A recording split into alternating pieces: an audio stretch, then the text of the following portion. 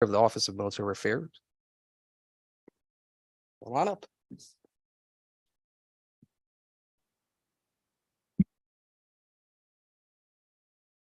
Good morning. Yep. If you can do me a favor and raise your right hand. Do you promise, swear and affirm to tell the truth, the whole truth, and nothing but the truth? I do. Wonderful. The floor is yours. I did see your written testimony, which is pretty extensive. So if you want to, feel free to summarize if you'd like. Well, good morning, and thank you for having me here today. I'm Bob Ross, the nominee for reappointment to the Office of Military Affairs. I'm honored that the governor has nominated me to continue serving the citizens of Connecticut. I look forward to joining his team and supporting his vision for supporting defense industries, military bases, service members, and their families stationed here in Connecticut. I submitted a rather lengthy statement summarizing the work we've been doing for several decades. And I hope that's helpful to you and your staff. In the interest of your time, I'm just going to make a very short statement and then take questions. The outlook for our defense industries is very good in Connecticut for the next couple of decades. This is because our state is building the right things at the right time. The National Security Strategy recently released by the Pentagon places a high premium on submarines, helicopters, and jet engines built here in Connecticut. The ripple effect is that those major acquisition programs will be felt in small businesses across the state. Regarding the submarine base in Groton, our ongoing work to enhance the military value of the submarine base has placed the base in a much better position to withstand the next round of base realignment and closure, what we call BRAC. It's been transformed into a modern campus of facilities and room for growth. We don't know when Congress will authorize the next BRAC round. We do know our preparations over the last decade has us well positioned to respond. We can't let our guard down. This important work must and will continue. Most importantly, we have effectively advocated for service members and their families here in Connecticut. This has become an increasingly important role for my office. Working with other heads of state agencies, we resolve challenges for military families as they move in and out of our state. Military families are tremendous assets to Connecticut. They are active in our schools and neighborhoods. They make significant contributions to our economy, our civic affairs, and our sense of community. In our many efforts to address quality of life issues for military families, we want to send a simple and powerful message of welcome. Connecticut is a great place to be stationed. It's a great place to raise a family and a great place to retire. We're happy to have military families here in Connecticut. I'll sum up by saying that I've enjoyed the unwavering support of our governors, other state agencies, this General Assembly, and our congressional delegation. I've been the beneficiary of goodwill and continue to support all of us we have marshaled to support service members and our families. Our military bases and defense industries are in good standing today. I look forward to even more collaboration and progress in the years ahead, and I'm happy to take your questions. Thank you very much, and congratulations on your reappointment as the executive director.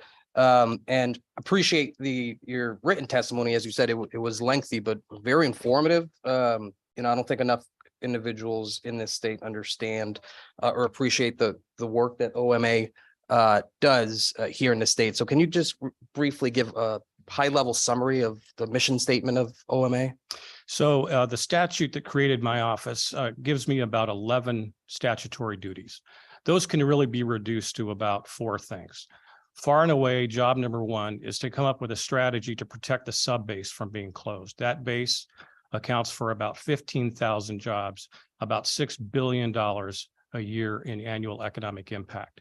And we almost lost that base. That's why my office was created. In addition to that, I work on issues with defense industries to help them thrive, to help work on supply chain issues, to make sure that the role that they play in national security goes on unimpeded. Supporting military families has become a very important part of my job. We have a commissioner of Veterans Affairs who takes care of veterans. We have the Adjutant General of the National Guard who takes care of our National Guard. But the active duty families and service members who come to Connecticut They move in, they move out, they deploy from Connecticut. They had no advocate. There was nobody watching out for them before my office was created. So now when we have quality of life issues that come up, I can go to a fellow commissioner or agency head and say, we've got a problem and we need to fix it. And for the 13 years I've been doing this, every commissioner I have ever approached responds the same way. This is a problem, let's fix it. And that way we can fix problems quickly because we're fixing them from the top down, not from the bottom up. If you've got a problem at the DMV because you just moved here from Guam and you try to fix that problem standing at the counter at the DMV, that's going to be an all-day affair. But I can call a commissioner, as I did, and the commissioner just changed the policy and took care of it for everyone. And when we solve problems for military families who are in transition, it's a solution for all families in transition. Other families are coming here that are not military connected, but they have the same issues. So I always try to make sure that when we solve problems for military families, it's not in isolation. It's good for everybody. That's kind of a summary of my office. Yeah, and I certainly appreciate that. Can you speak a little bit to the military contracts that the OMA has gotten over the last few years?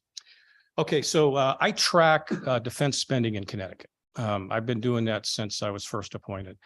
Every year, Connecticut comes out in the top 10 nationally among all states for defense spending. That's pretty incredible. We are up in the top 10 with Texas, with California, Florida, Maryland, Virginia. Those are states that have several military bases and population is much larger than Connecticut. But on a per capita basis, we actually move up into the top 5 because this small state packs way above its weight when it comes to defense spending. And it's like I said earlier, it's because we're building the right things at the right time. There's never been such a high demand for submarines and jet aircraft engines and helicopters. So we're going to enjoy that for about the next 20 years. And then just on that point, I think it was an article in The Day, which is a great article that you referenced yourself, that in 2023, a focal point will be for you attracting the necessary workforce to get those jobs done. So what's the department or the agency's obligation to try to fill those jobs? So a great example of things we can do is Electric Boat in Groton partnered with the Eastern Connecticut Workforce Investment Board. And they put together a pipeline. They worked with high schools, trade schools, community colleges. And so Electric Boat, they know what kind of a workforce they need. So we were tooling the training and education system we have to start early, getting them ready to be hired by Electric Boat. So by the time they come through this pipeline of trade schools and community colleges, the curriculum that they went through was actually shaped by Electric Boat. We were custom building people for Electric Boat. It was a very successful program. It won a national honor. Later, actually next month, we're going to be presenting that program on a national scale. But that's the kind of collaboration we need to be doing. That's the big challenge. When we get these great big contracts, it's great, but you have to have the workforce. You have to have the supply chain. And that's an ongoing level of work to help them with those efforts. So it's ultimately up to these prime contractors to put together programs to help us produce the workforce they need. Well, I appreciate that again. I might have another question later on, but I will open it up at this time to the rest of my committee members. I'll start with Representative Vaccarino.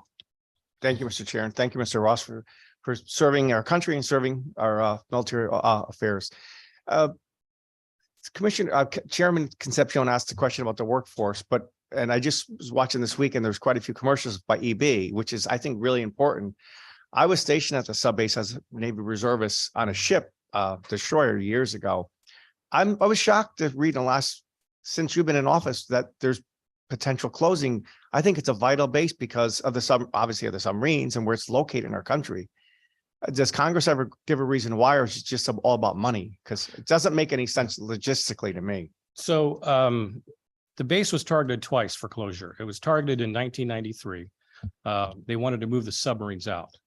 And it was because of cost. New England is an expensive place to work and do business and live.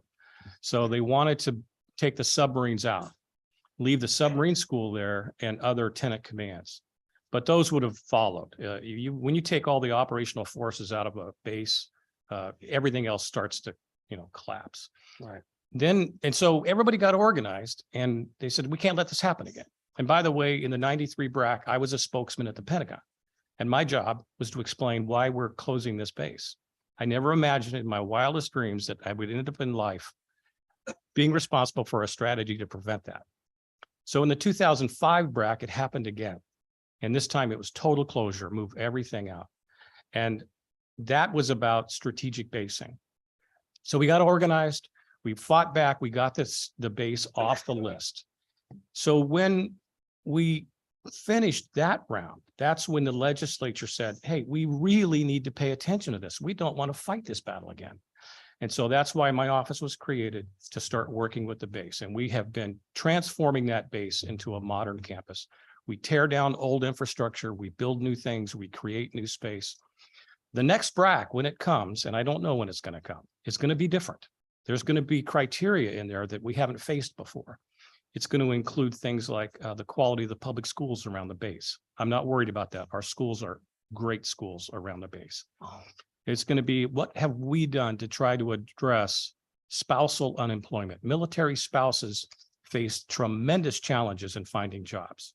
I brought this up to the Governor's Council on Women and Girls because 90% of military spouses are women, and they're in our state, and they face tremendous unemployment. And there are certifications that have to be made to get a job here. These spouses are fully qualified. They come here, but they can't go to the workforce because they don't have Connecticut credentials. We passed legislation last year to make sure that we're going to expedite that for military spouses. And then the last two things I'll mention about BRAC when it comes is the next BRAC is going to have to take into account climate change and sea level rise. That's really important for the Navy, sea level rise. Navy bases are obviously all at the water's edge on the ocean. The good news for Connecticut, we're not on the ocean, we're on a river, the Thames River. We're a little ways away from the ocean. And the topography of our base is steep. Lower base is at the water, but it's a mountain once you get off lower base. So we have elevation. So when sea level rise starts to manifest problems for Navy bases, we're going to be in pretty good shape. So I'm very optimistic about the next BRAC when it comes. Sometimes when I talk to our congressional delegation, I actually tell them, I wish we could have a BRAC right now. Let's just get it over with. We're ready. I don't know if we're going to be ready 10 years from now, but we're ready right now. Well, I really appreciate your work and I'm sure you have a good team behind you. You know, everything, you have to have a good team. How's the well-being of our men and our active duty members and their families? Usually they're here a couple of years, maybe, or, it depends on their MOS. How's their halcclimating to everything? I'm on our military bases all the time. I'm at the sub base probably, half a dozen times a month. When I encounter sailors down there and their families, I see that they are happy and thriving. Their challenges is affordable housing. Most of them have to live on the Navy housing because it's so hard to get affordable housing off base for the junior ranks. The schools are wonderful. I meet with the superintendents of our schools every month with the commanding officers, and we try to anticipate issues for kids that are military connected. And it's worked out great. We don't wait until there's a problem. We talk about things and anticipate problems and solve them before they emerge. So you'll work with like the Coast Guard base in New Haven, Fort Hale. I don't know what Fort Hale is doing right now. I was there years ago. Are they active in any way? I know the Coast Guard is, but I don't know if Fort Hale is. Yeah, no, not Fort Hill. The Coast Guard, I do work with them. Sector Long Island Sound is in New Haven. I go down there frequently, and I also see that commander. She comes over to the Coast Guard Academy all the time. I'm at the Coast Guard Academy a lot. Also working with the National Coast Guard Museum Association to bring the National Coast Guard Museum to New London. We're finally getting started. We're doing the initial work around the city pier in New London to make the space for the National Museum when it comes. I hope it's going to be open within a couple of years. Right. And the National Guard, as I work with them, but General Levon, he's their advocate. He does a great job. And General Levon and I talk all the time. Right. I got to know him up here. What are the biggest any largest challenges, besides the sub base, we have other bases, all small bases. Yeah. Challenges with those bases for closure or opening, keeping open. We're actually, in the 2005 BRAC, the National Guard really got hit hard. And back then the tag was General Martin, and he used to talk to me about, and he just took a beating in that BRAC. You fast forward now, actually, it was a blessing in disguise. They pretty much made him tear down everything, but we've been building all new stuff. So now we have new National Guard facilities all over the state. The National Guard is in a much better place now because of BRAC than they were before that 2005 BRAC. When I was a ranking member in Veterans Affairs, probably 8 years ago or 7 years ago, I visited every base we had in our state, except every National Guard base, rather, not sub base, which I wanted to go, but that was out of our purview. Well, if you want to go to the sub base, just let me know. Yeah, We'll get you down there. in such a long time. But I think that's it. I just, I'm thankful we have this office. I actually didn't realize it until the last maybe 4 years ago. We had this office and how important it is. And we really, Connecticut, our defense industry is so strong, but it's our men and women that protect and service every day that we need. It's a team effort in every aspect possible. I remember when I was in the Navy, we visited EB. They took us through there for maybe getting jobs afterwards. And I'm sure there's that conduit now where for our men and women that potentially could stay in the state, live here the rest of their life after their service and work at EB or something similar. Yeah. But go ahead. Sorry. But again, EB is growing Yeah. tremendously. I've never seen EB advertised on TV, and in the Super Bowl, I saw 3 I commercials. was shocked. I said, Yeah. oh my God. But they have a $850 million expansion going on. Yeah. And so the big green building that we all know as EB is now dwarfed by an even bigger building in the South Yard. But the challenge is that, we're going to have a lot of people coming in. We've got to work with the municipalities to deal with traffic and parking and housing and, impact on schools. And just, there's a host of those things that we have to deal with in the host community of Groton and Ledyard and New London. It's a sort of poor area though, the Norwich, New London, Groton areas, that's probably where the housing issue comes in. I know it's been a long time, but I thought there was plenty of space for housing, but I'm just guessing it's been a long time. So. Well, there's space for housing, and it always comes back to affordable housing, Right. especially for the lower ranks. It's hard for the junior enlisted people to find good housing that is appropriate to somebody who's serving their country. Well, I appreciate your service to us and your men and women that help our men and women in our military, and thank you so much. And I wish you all the best. And It's my privilege and honor to do this. thank you, Mr. Chair. Thank you, Representative. We have Chairman Duff that's virtual. Good morning. Can you hear me okay? Yes, sir. Oh, great. Thank you. Thank you, Mr. Chair. And good morning and congratulations on your nomination. Sorry, I'm not there in person. I'm on my way, but you'll probably be long gone by the time I actually get there.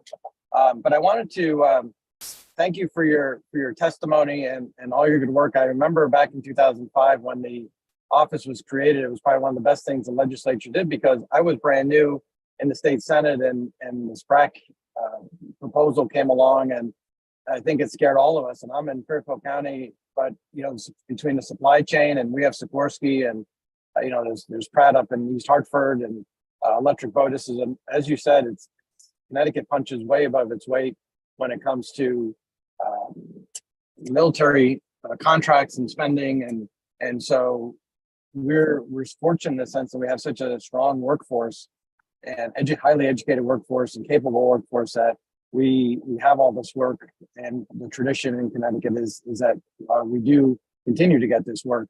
But I wanted to, you briefly mentioned it, and so did Chairman Concepcion and Representative Yaccarino on housing.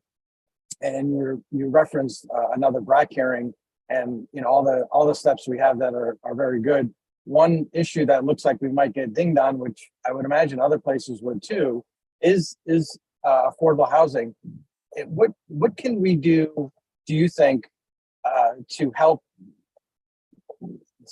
with that problem? I know we've been talking a lot about building affordable housing all across the state, and is there the land? Is there the ability to build more housing so that we're always have the supply for the military folks who are coming in so that they don't take substandard housing, that they do want to move their families here. If you were to advise us on kind of next steps on affordable housing, what would that be? So, Well, obviously, I'm not an expert on urban development and I'm not an expert on housing. We do have experts in the state government on that. We have a Department of Housing and the Department of Economic and Community Development. So I would think putting together some creative and ways to incentivize developers to create affordable housing. I'm sure there are models around the country that can be used. It's not my area of expertise. You know, what I can bring to the table is just an explanation of the problem, explain the need for that affordable housing and why the need is not just for these military families, but if we're serious about protecting our interest in keeping military bases and defense industries thriving, that's a big part of the problem. And just understanding the problem, I guess, is what I can bring to the table. But the solution is going to have to come from people that have expertise in how you incentivize affordable housing development.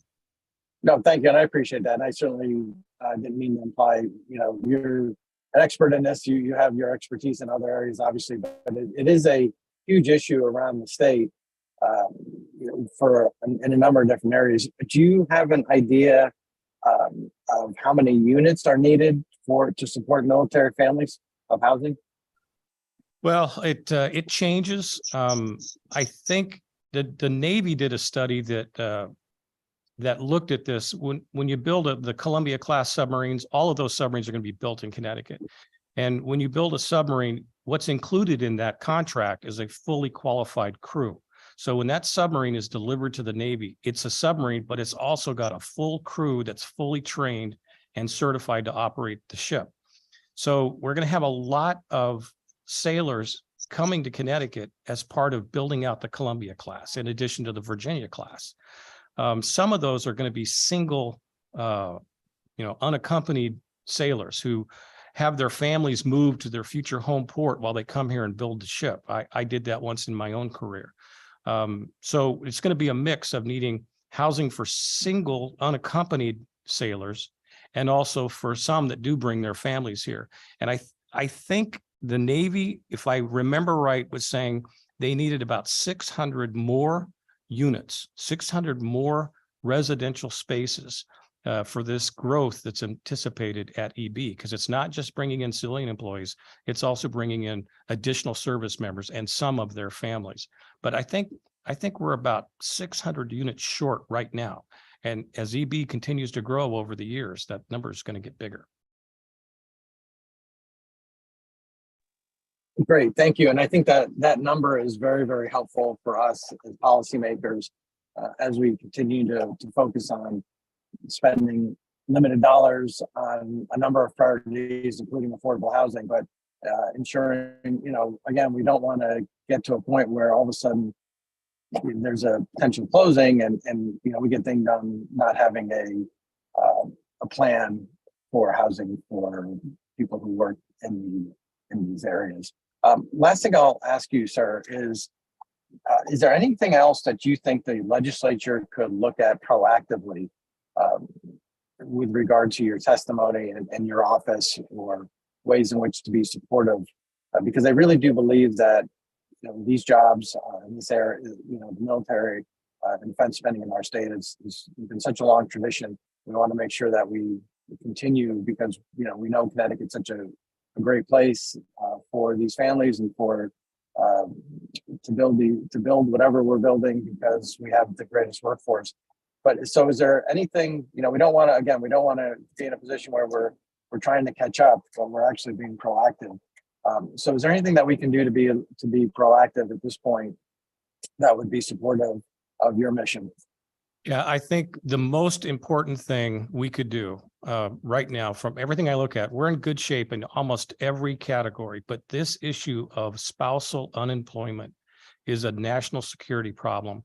And the secretaries of the Army and the Air Force and the Navy jointly signed a letter saying, this is going to be a criteria in the next BRAC round. If states have not figured out how to solve the spouse unemployment problem, we're going to move to some other location that has.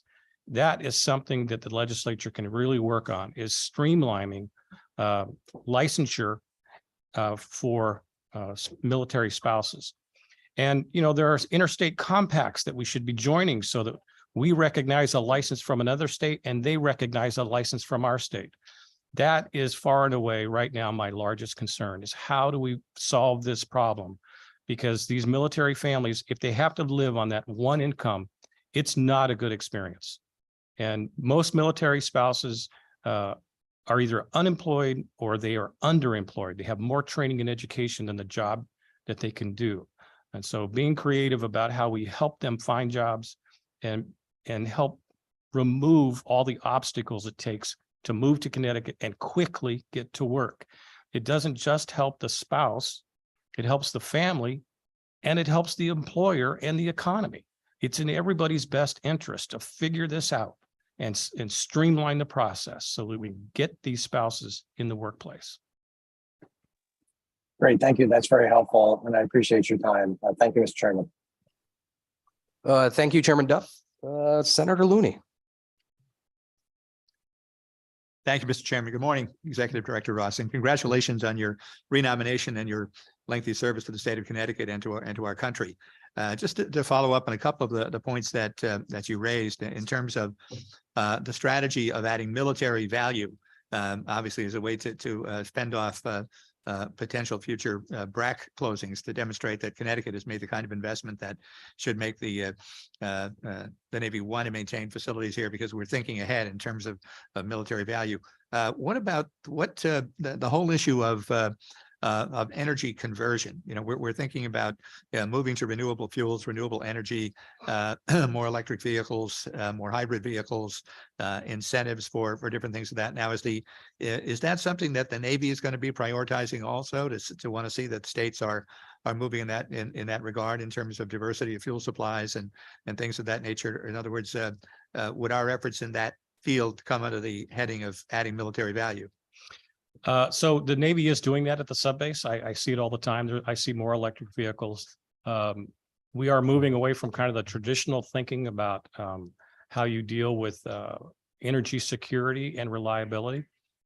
In the 2005 BRAC, one of the most important findings was that the way the submarine base got its electricity it was a single point of failure. There was one line coming from the grid into the subbase. So that's a big vulnerability. So about 10 years ago, I proposed that we do a microgrid at the subbase. What we've done is we've installed fuel cells, clean energy fuel cells that are built in Connecticut. They are operating right now at 6 megawatts. We're trying to bump that up to 7.4 megawatts. We're doing some more cogeneration at lower base. So we're building out the base's own ability to make power, so that if anything happens to the grid, the base has still got its own power. And the way we structure this is that we get into a private sector partner deal where they build out this infrastructure, they operate it, they sell the power, right? As we sit here right now, subbase is selling power to the grid. That funding is what pays for the infrastructure. And what the Navy gets back is, if the grid goes down, there will be an instantaneous shift, and all the power that's being generated on the base stays on the base. So we island the base from the grid. One of the things that we try to do in this, though, is make sure that if you've got military families living off the base in the military housing that's outside the fence line, we don't want them in the dark. Sailors are only happy for 2 days when there's no power at home, right? So we want to make sure we're powering up that main corridor by the subbase, where there's banks and gas stations and grocery stores, all those things that you need to just maintain life. Because if the base is all lit up, but the surrounding community is dark, you've not solved your problem. And then, so we're doing a lot of upgrades to the base. You know, buildings are constantly being renovated with new, more energy efficient systems. And when the microgrid comes online to take the power that we're creating on the base, it'll boost efficiency. It'll be state-of-the-art technology. And our Department of Energy and Environmental Protection threw in a $5 million grant to help build that out. Great. Well, thank you very much for that. You mentioned that your role also includes meeting with school superintendents, principals and teachers and helping new military families get acclimated to life in Connecticut, enrolling their children in school, and indicated that the time of enrollment often is over the summer and it's sometimes too late to get applications in for magnet schools. And you've talked to the districts about reserving some spaces so that military families aren't at a disadvantage based upon when they moved into the state. Given your attention and your monitoring of conditions in the schools and the quality of schools as something that's an important factor in terms of Connecticut's desirability, we have seen throughout the state significant effects from the pandemic in terms of what's happened in terms of school readiness and kids being acclimated to be back in school. Are you seeing that with the military families also? In other words, there are all kinds of disruptions that we have seen because of the gaps in school attendance and higher rates of absenteeism now in almost every district. Is that being reflected also in the military families that you deal with? You know, I don't know the answer to that. It's not something I've perceived that there's a big difference between, you know, the schools that have a large military population. I don't think that they're much different than the rest of the schools. Like I said, I meet with the school superintendents every month, and I haven't heard any of them say that they are somehow different than what we're seeing in other schools. Right. Good, thank you. And the last question I have is on the issue of your other interactions. What kind of interactions do you have with the veterans hospitals in Connecticut in terms of the medical needs of either active duty personnel or retired veterans? You know, I really don't, because it's a common thing that I have to deal with Commissioner Sadi. I get calls on veterans issues all the time. And I told Commissioner Sadi that you're the Commissioner of Veterans Affairs. I'm not going to get in your lane. I'm not going to get in your wheelhouse. I am going to shepherd these things carefully over to you and then follow up and make sure they got taken care of. So Veterans Affairs is not something I do. There is crossover. There's that little period of time when somebody's wrapping up their military service and they're going to become a veteran. And we want that to be a smooth handoff. And ideally, the best scenario in my mind is somebody here in Connecticut gets out of the service and they decide to stay here. And now they become a Connecticut veteran. A great place to retire. That's the story of my life. The Navy brought me here. I'm not from Connecticut. The Navy brought me here. I fell in love with it. I retired here and I've stayed here. Right. What about when active duty personnel suffer illness or injury? What about do they go to the veterans hospitals or local hospitals? They go to local hospitals. We have a pretty large medical clinic at the submarine base, but that's kind of a walk-in clinic and urgent care. But if you've got a serious issue that requires an emergency room or a hospitalization, they use all of our regular hospitals. Good. Well, thank you very much, and thanks again for your service, but also for the advanced thinking that you do in order to keep us ready for the next round of critical evaluation. Yeah, we're ready for it now. I'm looking forward to it. Thank you. Thank you, Senator. Any other questions or comments from committee members? I don't see any hands up virtually. So, we do have one last question before you go. We ask this of every nominee. Is there anything in your past you believe might prove embarrassing to this committee, to the governor, to the state of Connecticut? No. Wonderful. Thank you so much. Thank you. Congratulations again. And we will move right along.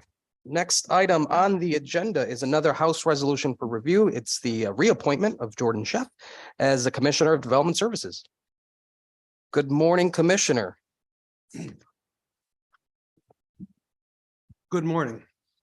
That chair reclines much quicker than If you can do me a favor and raise your right hand. Do you promise, swear, and affirm to tell the truth, the whole truth, and nothing but the truth? I do. Wonderful. The floor is yours for any opening remarks you might have. I'll be very brief. Senators Duff and Looney, Senator Kelly, who's not here, Representative Concepcion and Yacarino. My name's Jordan Sheff. I'm honored that Governor Lamont has nominated me for what will be my third confirmation here before this committee. I have submitted written testimony and I before turning it back to you for questions, want to thank you for the latitude in rescheduling my prior confirmation to today. Much appreciated. And with that, sir, any questions you may have, I'll do my best to answer today. Sure, and thank you very much, and congratulations again on your renomination. Just a couple questions on my end. In your written testimony, let me get my notes up.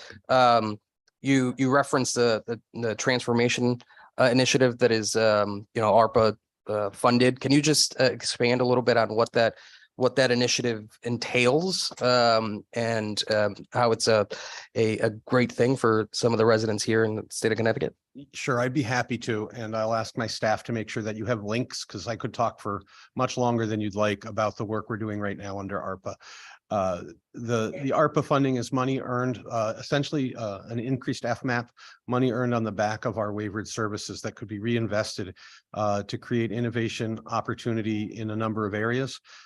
We have, in cooperation with OPM and the state Medicaid agency DSS, targeted a number of areas, including workforce development and stability, provider stability, transformation of living opportunities, advancing the use of assistive technology, modernizing our case management systems, some of our other electronic systems, enhancing the way we can provide self-directed supports by bolstering our contract that assists families with that type of work. So it's very multifaceted. There's something in it for all of our stakeholders in the work we're doing. And I'm proud to tell you that over the last couple of months, I've literally met with hundreds and hundreds of stakeholders virtually for the most part. We have a number of subcommittees that carry on that work, but it's well informed by during these forums, which are really more feedback sessions. I don't do a lot of presenting. We try and do a lot of listening and troubleshooting. So it's an exciting opportunity. The federal government has provided us some latitude in ways they haven't previously to experiment with some of this money to see if we can find ways to expand services to those not getting them, expand services to those who are underserved, but also to innovate in a way that will push the borders of the waiver system. And if we demonstrate effectiveness at that, return to the feds with consideration for some of those new models to be considered under waiver revisions going forward. And obviously ARPA dollars aren't going to be with us for long. Is there a long-term plan to continue the program, as we hope, it will succeed, and we want to make sure that we continue the program? Is there a long-term way that we're thinking on funding it? So first, primarily through our initial efforts with Secretary McCaw and later with Secretary Beckham, there is very little money in the outlying years that puts you or the governor on the hook for increased spending when this sunsets, and I believe it's April of 2025. So all of this money now is being utilized in ways to enhance what we're currently doing without committing us to further dollars going forward, with some obvious exceptions. If we were to buy a software system that had subscription fees, that may continue going forward, although we look at building them internally and that would change things. But for the most part, we would maximize these opportunities, and we wouldn't look to cease anything we're currently experimenting with or doing now post the spend period through ARPA. Sure. And then switching gears a little bit, how large is the staff at DDS? So, And I won't hold you to the I'm going to exact give you number. a ballpark number. Yeah. When fully staffed, we hover just south of 3,000 employees that work for the state. I think it's really important for everyone to remember that there's another 30,000 plus Connecticut residents that are employed through our private provider network in addition to that. So we represent a pretty big chunk of labor in that and in the service delivery system. But when we're fully staffed, we'd be about 3,000. And right now, we're running shy of that total. We have worked really closely with DAS and their HR units, and we have seen some increased targeted recruitment for our agency that's benefited us quite a bit. We have work to do though to be fully staffed. And I'm glad you mentioned the service providers, because it's such a large number that that DDS deals with. Is there a yearly oversight on the work that each one of these providers provides to our residents? Is there like an audit system? So there are multiple systems. So for our group homes, they're monitored both through our licensing department, which is regulation, but also through a quality service review system. that supports our documentation to the federal government that we're providing and achieving what we set out to in the waiver. Case management is also present in those programs financially. There are audits submitted annually. There's within the year, there's a separate meeting both for financial and quality issues for each provider. And it extends beyond licensed facilities because our day programs are not licensed and a lot of people live in not licensed settings. So I think our providers would tell you there is plenty of oversight, and we work really hard to find the balance. And we've worked really hard to transform the way that we do monitoring, the way that we do auditing in such a way that it demonstrates partnership with the providers so that we can mentor and help them improve or find systems to replace their old systems that might improve their outlook, as opposed to a more punitive system or a culture that seemed to, when I got to the state over 10 years ago, seemed to be more of a gotcha effect. I think we've demonstrated more of a partnership effect, but there are layers and layers of oversight. It's great to hear. And then just my last question, and this is specific to my district. You know, some of my residents, it's not so much the access to service, it's the transportation to get to the access of service. And, you know, we've been fortunate enough the last few years to have, you know, free transportation through Connecticut, you know, DOT, you know, and I'm not sure what that's going to look like in a few years, but is that something that your department and your agency deals with, is a transportation issue for some of the residents? Yeah, thank you, Representative. When I talk to the people we support, your constituents, they make it seem very simple. They only look for three things: a place to live, a place to work, and a way to get back and forth. If I can just give them that, we're all set. It's never been as easy as that sounds. The governor, though, his priorities have been around affordable and stable housing, increasing public transportation and access to transportation, improving our highways, and continued economic development to help people find the jobs and careers they're looking for. So his priorities align well with what our self-advocates say they need: a place to live, a place to work, and a way to get back and forth. We fund transportation in a variety of ways, including public transportation, and a number of the individuals we support use public transportation due to mobility issues. We use a fair amount of contracted or through our service provider network for people who need wheelchair assistance to get around. Public transit is not always readily available. And where we have people living, as you're well aware, there are parts of the state that are less accessible than others. And so our housing and our homes tend to cluster around where that accessible where transportation is available and where jobs are available. But there are certainly areas of the state where transportation remains a barrier. Thank you very much, and congratulations again on your nomination, Commissioner. Look forward to supporting you. With that, I'll open it up to questions. Representative Iaccarino. Thank you, Mr. Chair. Thank you, Commissioner, for being here and your reappointment. For your agency, there was a shortfall last year, I think, and for workforce, and it's going to carry over to 23. You have plans for either the funding for that or to move forward? Because it looks like there's going to be quite a bit of I think a $15 million shortfall. I'm not sure which line item you're articulating. The public funding, for public staff? It wasn't a line item. It's just there was a report from OPM that there's going to be a shortfall, and I don't know what your plan, if there was plans in your agency to make up that difference, and we have to make up the difference somehow, I think. So the only shortfall I'm aware of in our budget is in the area of other expenses. I think that we are either on target to spend to zero or lapse money, which would be returning money to the general fund at the end of this year. And I think that is likely true in a couple of lines because of the workforce crisis. We can't purchase the services to be provided, so we'll end up lapsing some money in some certain areas, but I'm not certain if I've answered your question or not, and I apologize. No, I'm not sure. I'm just reading a note that there was a shortfall, there's $1 shortfall, and there's also a workforce shortfall for vacancies. And we will lapse money in PS because we have vacancies. I think is what you're getting at. So in our personnel services line, because we still have unfilled positions, and we prioritized our direct care positions, positions that are front facing and providing service delivery, because the recruitment has been hard for everybody involved. Those are the critical positions. That's what I need to operate the 24/7 operations. So it's also meant that in other areas of our business, the less direct roles, office-based roles, have gone unfilled because we want to make sure that the recruitment for the direct support and front-facing services is priority. How's your relationship with like Goodwill, Sarah Inc.? I They have think- to be partners, I'm sure. Yeah, we have over 150 partners, and I think we have good relationships with most.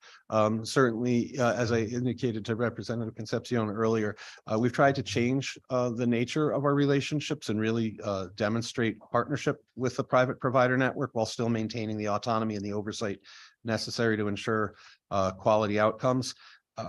I think that our relationship is such that there are probably things our providers would like me to do or like DDS to do that we can't always do, but they understand that there's limits on certain things. But we have very frank and open conversations, and my door and my staff's door is readily open to them. And we talk to I was an executive director here before I worked for the state, so they're my former colleagues.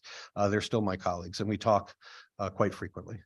They work well. We have it's called Love Lair Bakery in North Haven. The family, I don't know if you know about it at all. I haven't visited, but I have heard about it from our employment staff. I'm a regular there, probably put on 8 or 10 pounds from their cookies and cakes, but and it's worked well. I mean, there's quite a few kids go there and work, and they stay busy, and the family is amazing. Lair is amazing. The girl is actually Lair, and then Stephen. I think we're in a small town, North Haven. I'm sure there's a lot of businesses like this that work with the local agencies and DDS. And I think it's important, and I'm sure if you know about it, you should visit it sometime. It's a great place, and it really is a good atmosphere for the kids and the young adults and adults. Yeah, there's another one. We can provide a list. There's a couple businesses right nearby, one in Blueback Square that that Hark had opened. And I think one of the commissioners coming up later had a lot to do with some of that business work that happens there. But up in Canton, there's a coffee shop very similar to that. It's actually a full restaurant. We do spotlights on those types of things, and I'll work with staff to make sure you see some of those other places, because one of the best ways to support the work we do is to support the businesses that employ people with intellectual disability. And we would like to make sure you're getting your cup of coffee wherever it's best. But I would say that these shops, some of these coffee shops that have opened and some of these other businesses would really love to know that you're supporting their work and their efforts. Yeah, Tony is the chairwoman of appropriations. Tony Walker was there one day with me. She loved the place. So, but it's That's a great. Great issue, and I think your agency does a really good job. Maybe a little limited funds sometimes, and obviously you'd have to speak to Chairman Walker for greater funds. But she really enjoyed the place. But I wish you the best, and I plan on supporting you, obviously. But what we could do, we need to help you also, because you're helping so many of our fellow citizens. Thank you, Representative. How's your one last question? Your staff, like the well-being of your staff, how are they holding up through the COVID? We're still in COVID and the last 2 or 3 years. My staff's amazing. There's no better word for it. I've surrounded myself with a lot of top professionals.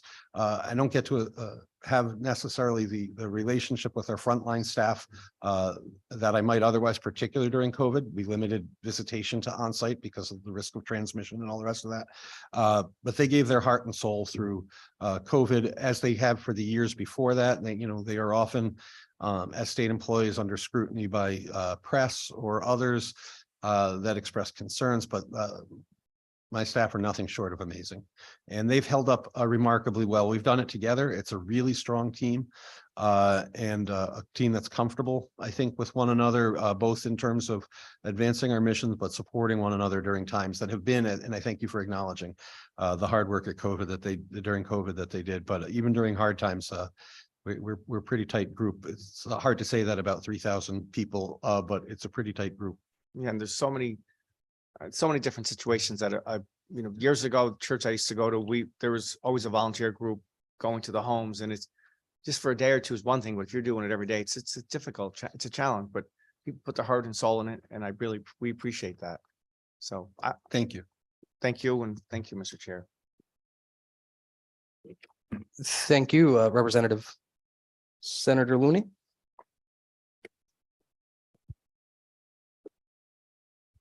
Thank you, Mr. Chairman. Good morning, Commissioner. Good morning, Senator. Good to see you. Good to see you and congratulations on your renomination. Thank you, sir. One of the things that I'd like to ask about is I understand that your department is using ARPA funds to transition up to 300 people from group residential and day settings to a more individualized community-based support. How's the process in that going along? So it's going faster than I thought, but not as fast as I would like. We're approaching the work we're doing through our transformation and what I'm calling a hopeful snowball effect, which is to be clear to all those that we're supporting, we're not moving anybody, we're not transferring anybody. The process that we're involved in is person-centered, and so people need to want to move from where they are to where they're going next. But so the conversations have been with both providers, people we support, case managers, our staff, about what those opportunities might look like for people to try living in a situation that would likely promote better outcomes and better satisfaction with services, because it would be more individualized than our larger settings. To be clear, our larger settings aren't going anywhere. They're a necessary part of our continuum of supports for people who really need that level of care. One of the things that ARPA has done is allowed us this window of opportunity that we haven't been able to use funds for previously, so that individuals currently supported in those congregate settings could try living in other settings. And if it didn't work, be able to go back to where they were and hold the provider unharmed during that process, so that they now have a bed that's vacant. They'd still be kept whole for that during this testing period. So we have a number of providers. I think we have 8 of the more than 150 providers that have already submitted transition plans. We were hoping for 2 or 3, so 8 is a big number. I would have loved 50 or 100, but I hope that this gains momentum and we see larger and larger numbers of providers and families wanting to engage. I can tell you that my last family forum was last week, and we had 150 people registered and 100 showed up at 6 to 8 in the evening, which is a really big group. And there was a group really interested in wanting to know what opportunities might be out there. So I'm excited and hopeful that we'll see us get to the rather robust numbers I chose as goals when submitting for the ARPA funding, and I hope that we get there. Thank you. You mentioned earlier that your agency has 3,000 employees when fully staffed, but there was a report from last fall indicating the department had over 1,000 vacancies. Is it still that bad? Are you only at 2/3 of your ideal strength? So our numbers were not as bad as that report indicated, and I'm sure I will get this question at appropriations as well. And you may all hear this answer a couple times during session. Because of the source data that is used to produce that report, and because of some of the things we've put in place to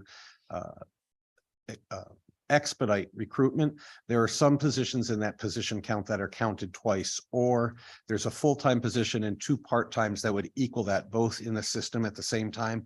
So it is higher than what our reality of vacant positions is. But to my 1199 contingency who may be listening, we know that we still need a lot more frontline workers before we're fully staffed. I think the number was never really more than 700, and I don't think it's more than about 500 now.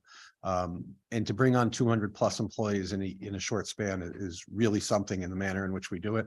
And we will be bringing more and more on. But it wasn't easy. We heard a lot from employees when we were as short staffed as we were about how hard that was, and not just in direct care, but throughout the agency. But we have really, in partnership with collective bargaining and labor, developed some stipulated agreements that allow us to expedite recruitment and to get people in and on the floor ahead of certain job fairs, and then the movement occurs after they're in the door. But we've done some really creative things to try and solve the problem together, and it's being effective. And right now we're okay. We would really like to have more of those filled, but we're doing that work every day. Right. Thank you. We've heard in a number of agencies that to some extent DAS policies have proved a bottleneck and have slowed hiring down. And in some agents, in some departments like DOT, I know that while people are going through that process, they may get picked off and hired by somebody else because the state hiring process is so slow. Has that been been your experience also? I wouldn't say that's exactly our experience, and I do know that Commissioner Gilman, in cooperation with the governor's office, has put forward some language that will further expedite the recruiting process and eliminate some of what you suggested was bottleneck. While the change, anytime you centralize something, there's a period of learning and lack of effectiveness as you move to what the final state product will be post-transition. I think we're approaching that now. The timing of that learning period with the workforce crisis and COVID really exacerbated the issues. And to be fair, when we used to post positions within our agency to the public, we used to get hundreds of applicants per job, and we see now tens, not hundreds. So the pool of people looking to work for us has also shrunk at the same time this transformation was going on. So there's a lot of moving pieces. I think Commissioner Gilman probably has said and would say there's always room for improvement, and we're happy to participate in any sort of efforts to improve that process. I do think the governor's bill begins to speak to that.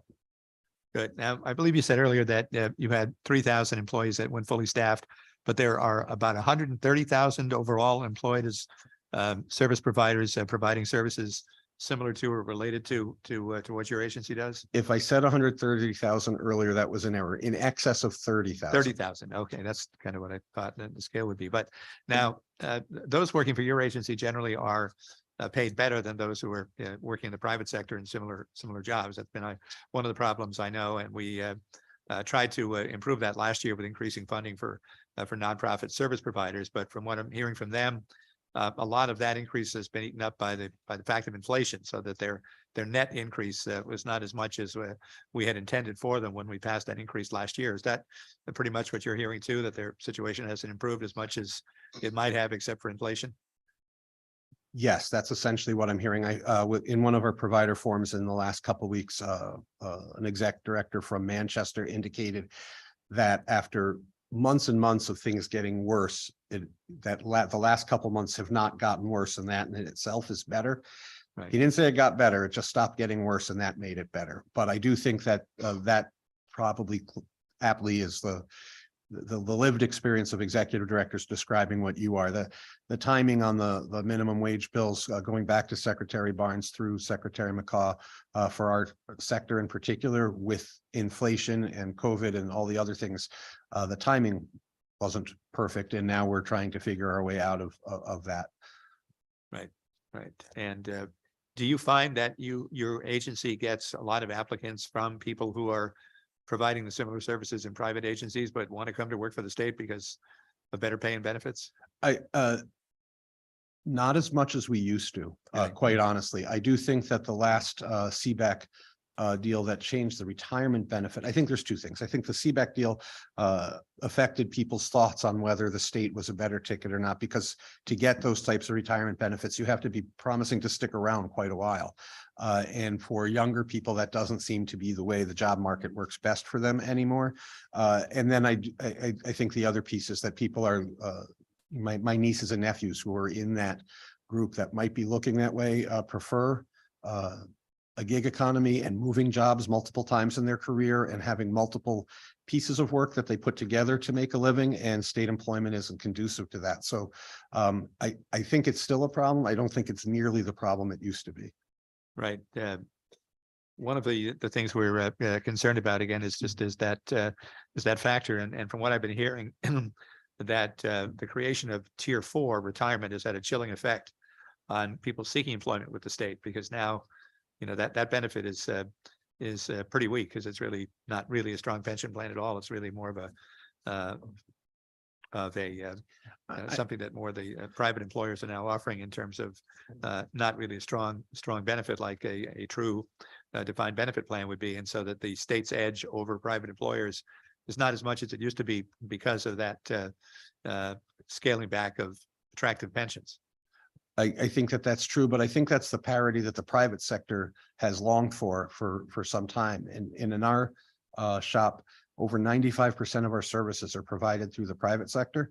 And that's really notable. So they need to have some parity in order to compete with what the state does and with what others do. but as you suggested, the generosity by both the secretary and the legislature over the last couple of years, timed with inflation, hasn't really gotten them exactly where they thought they were going. Right, right. And just one last question in terms of one of the perennial problems that we hear about from families is the waiting list of families who are caring for their disabled adult children at home and worrying as the parents age and wanting to get a secure and a suitable placement for them before the parents themselves die or become disabled and unable to provide that care. For years, we were told that the only placements that were going on were really emergency placements, that parents were only at the point where the parent had become disabled or died, that then there was a rush made to try to find a placement for someone. Is it still that way, or is there has the waiting list been reduced, or able to get people placed before the situation is extreme in the family? So I'll try and give you a holistic view of that, because you asked a number of questions and I want to make sure I hit the answer to all of them. It is mostly true that group home opportunities are still governed by the priority status, which we would consider an emergency for placement. We have allowed other types of services to be available, but they don't look like group homes. They may be in-home supports. They may be community companion homes, which is recognized in statute. They're licensed 24-hour-a-day, 7-day-a-week settings, but they are in a host home as opposed to a group home. So a community member who wishes to share, there'll be a life sharer with someone we support. And there's not a wait list specifically for day services in terms of funding being the obstacle. A large part of what I had hoped to accomplish through the ARPA spending was to begin to really chip away at that through identifying some existing services that needed tweaking, adding some additional services to the continuum, and within our current appropriation, create some liquidity that would help address the needs of those on the wait list. And we're doing some of that informally now, but perhaps not as aggressively as many would like. Well, thank you, Commissioner. Thank you for the important work that you do. Thank you, Senator Looney. My pleasure. Thank you, Senator. Chairman Duff. Thank you, Mr. Chairman. Good morning, Commissioner. How are you? I'm well. You? Good, thank you. I appreciate the fact that you mentioned this is the third time in front of this committee because you've managed to continue to do a very difficult job and still get renominated at the same time because this is a tough job. And I think that I'm not sure that everybody always recognizes how difficult this position has been over the years, and how you've also managed in a very successful way to be liked by both the public side and the private provider side at the same time. And I remember when you were first nominated by Governor Malloy, Katie Benza from STAR said, "Oh, we really like Jordan a lot." And we obviously didn't know you at the time, but I think you have managed to straddle all sides and have worked well with everybody and managed to move the agency forward in a which is not always easy, and not because of any one reason, but a lot of it is always in resources, and that has always been some of the most difficult issues around. I'm not sure I have any additional questions. I may have one, but I did want to. I'm so glad you talked about the ARPA funding and Senator Looney's question on emergency housing, because I think a lot has changed over the years as far as how your agency operates and kind of some of the priorities that to help some of your clients that you have. And I guess from a standpoint of as the population of Connecticut ages, and there are some more difficult decisions, especially when it comes on the emergency list, and trying to think of new models, I guess, to help people who need it. I get what outside of the ARPA funding and resources from the state and hiring additional workers, what else can we be doing to be supportive of your agency? Because a lot of it really is in the funding aspect, I believe, but also there's ways in which when we do funding, we make sure that it's done in an equitable way. So for example, we're not isolating people who in housing, in one end of town where they're not mainstreamed with everybody else. So anyway, just in that vein, if you don't mind answering. So first, let me say your opening remarks are very humbling, and I appreciate them. So with regards to those opportunities, there's a number of things that we're watching federally. So in addition to my role as commissioner, I'm the president-elect and vice president of our national trades organization called NASDs, and I won't go through the acronym, but we'll make sure you have it if you want it. And in that role, I get eyes on a lot of best practices and shifts in direction nationally, so that when we crafted our ARPA plan, I was networked tightly with commissioners from other states so that we were approaching the federal government with similar types of asks. And then there's some things that we didn't feel were within reach yet, but maybe things worth considering. So some of your colleagues in the legislature have already reached out to us about questions around things like paid caregiver. And it's a paid caregiver would allow us to use federal reimbursed money, Medicaid funds to pay families to care for their loved ones. There's already some opportunities for that here in Connecticut, but it would broaden that. And we're watching a couple other states who have submitted that as a waiver amendment. And to your point, with a population that will shift older, and there'll be less workers, we need to really try and find those opportunities that'll make sense for people listening to the prior confirmation and the unemployment of spouses who are family caretakers while their partners are in the military. There's similar sort of effect that could happen if people were there as paid caregivers.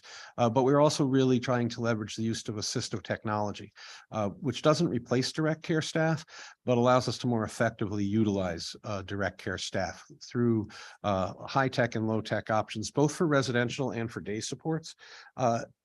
In terms of what the legislature could do beyond appropriation, helping us lead by example, looking to us for when you're looking for staff. There are a number of people who we support who could do great work here in this building or in your local offices back home, where you live, and helping us demonstrate being a model employer is a huge way that the legislature could support our mission. Would be great. And beyond that, as Representative Yacarino suggested, patronizing businesses that employ people because of their employment policies and practices around employing individuals with intellectual disability goes a long way as well. With regards to appropriation, we could use money in all sorts of ways. With the workforce crisis, money alone, if we don't have the people to do the work in and of itself won't help without some of this transformation work that we're doing, where we can leverage natural supports and technology and different types of service delivery that are less metered on a per person basis and more aggregated. So we're looking at all of those things, and I'm certain, based on some of the bills that are filed, we will have lots of opportunity this spring to dive into some of those concepts. And I hope that at those meetings I can bring some of the very talented staff who spend their days working in those areas, who understand at a more granular level some of the obstacles than I've represented here today. Great, thank you. And thanks for mentioning your work with other commissioners around the country, because I think that is important for us as policymakers, but also for the public to know that these policies aren't done in a vacuum. They're done with others and looking at trends and best practices, because, and again, just into the housing issue in my area, and I'm sure it's the same for all the other areas, housing is so expensive, and trying to find housing for people who need it is always been something that has been kind of something we've never been able to catch. But through your work and through your initiatives and best practices, I think we're moving in the right direction, hopefully. Thank you, Senator Duff. I hope so too. Appreciate that. And I'll just say publicly to Representative Yacarino that don't feel bad about bringing some samples here. I mean, he mentions a bakery and he doesn't even bring samples. So if you want samples, Next week meeting. Thank you. I'll let, if you'd like some samples during session from some of the businesses, there's a couple of events that happen here, whether it's ID Caucus Day, whether it's the ARC has its day here in the building. The products, not just those you eat, but others that are happening at the hands and at the will of people with intellectual disability are really remarkable. And to showcase the valued work, the tasty work that they produce, I'm sure they would love to come and show you that. And I think it speaks a lot to the investment you make in DDS, the investment the governor makes in DDS as part of the economic engine here in Connecticut. You know, we employ tens of thousands of people beyond those with disability, and all that money gets spent, mostly gets spent right here back in the state, and it provides jobs and provides customer experience. It churns and churns when you invest $1 in DDS. We like to think we're a big part of the economic engine here in many respects. So Yeah, I thank you. agree. I agree. And I thank Representative Yakarino for bringing that up and for his good spirits as always. Yeah, put it on his tab for sure. But we're happy to help out with that as well. And I think it is important for us as legislators to see all the different businesses that are helping our economy, that are helping folks in our state, and to do all the good things that they're doing. So we appreciate all your advocacy on that. Terrific. Thank you, sir. Thank you. Thank you, Mr. Chairman. Thank you, Chairman Duff. Any other questions or comments from committee members? Let me just check the virtual board. All right, seeing none, one last question. Before you go, there's one question we ask of every nominee. Is there anything in your past that you believe might prove embarrassing to this committee, to the governor, to the state of Connecticut? No, Wonderful. Commissioner, thank you so much and you. congratulations on your nomination. thank you very much. All right. Moving right along and switching gears a little bit here with a few Senate resolutions for review. We have Angel Quiros Jr. of Windsor to be reappointed as Commissioner of Corrections. Good morning, Commissioner. Good morning. Good to see you. I see. Before you get started, as it is customary, if you can raise your right hand. Do you promise, swear and affirm to tell the truth, the whole truth, and nothing but the truth? Yes, I do. Wonderful. The floor is yours, sir. Good morning, Senator Duff, Looney, and Kelly, Representative Concepcion, and Jacarino, and members of the Executive and Legislative Nominations Committee. My name is Angel Quiros, and I am proud to be before you today as Governor Lamont's appointment for Commissioner of the Department of Correction. I am thankful to Governor Lamont for his confidence in selecting me for a second term. In addition, I would like to express my gratitude to my wife, Madi, and my son, Angel. Without their love and energy and support, I would not be able to navigate life's challenges. The agency has been through many changes since I first sat in this seat back in 2020. Chief among those changes was the onset of an unprecedented global pandemic. First, I would like to express my deepest condolences to the families of those who have passed away from COVID while incarcerated. Condolences to the family and friends of the 2 correctional staff that passed away from COVID. Like many other workplaces, there was a great deal of uncertainty requiring our agency to adapt quickly to a fluidly evolving situation, all while health, safety remaining our top priority. We continue to experience these challenges as the rest of the world gets used to living with COVID. Although many wish we will relax our safeguards, we continue to remain vigilant against the spread of COVID-19 in our facilities. During the last legislative session, I took a front row seat in helping to negotiate and shape the final version of the Protective Act.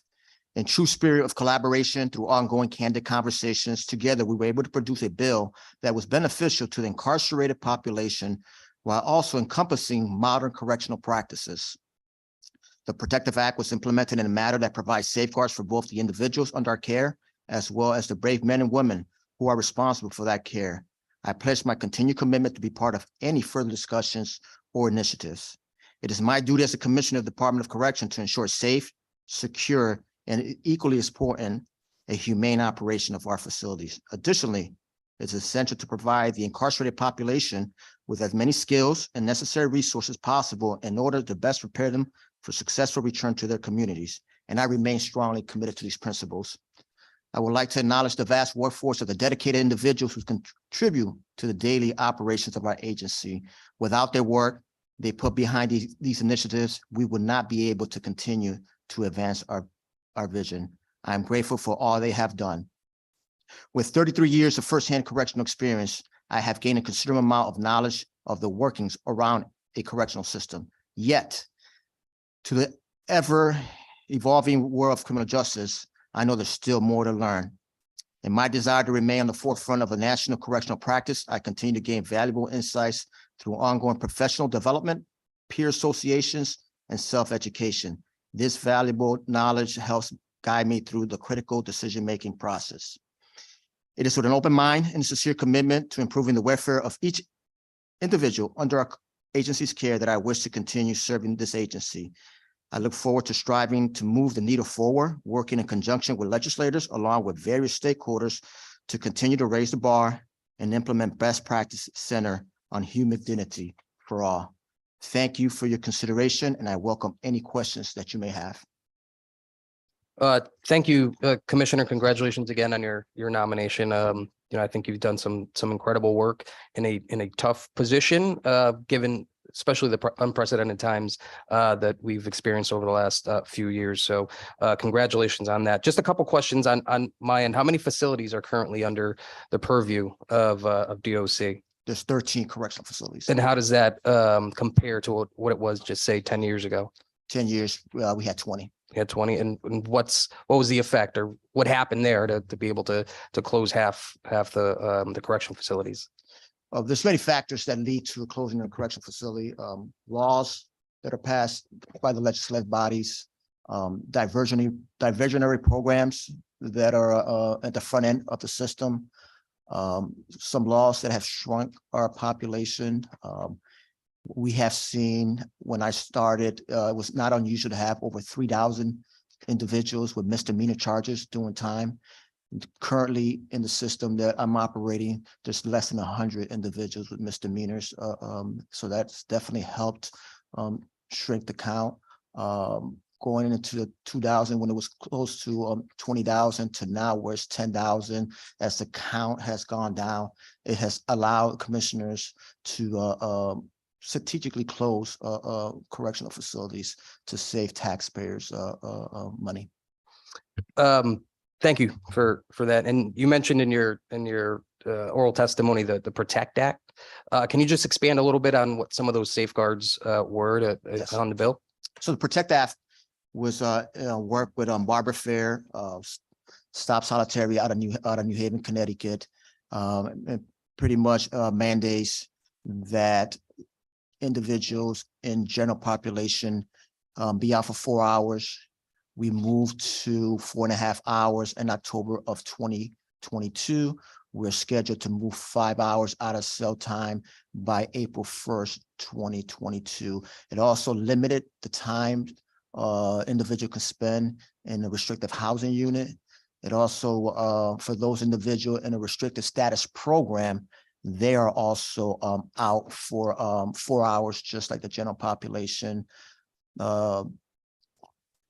With the executive order before the Protective Act, it limited the use of in-cell restraints, how long an individual can be held in cell restraints. So these are the safeguards that we agree, and still some more work to do. And I'm always going to engage in conversations that is going to move this agency forward to be more progressive or modern correction. And then just a couple more, switching gears, more specific to your staff. What are your staffing levels currently? And is there a plan, if there's a need for more staff, is there a plan to replace some of the correction officers? So right now, the total employees I have is 5,800. Out of that 5,800, 3,341 are correction officers. I'm at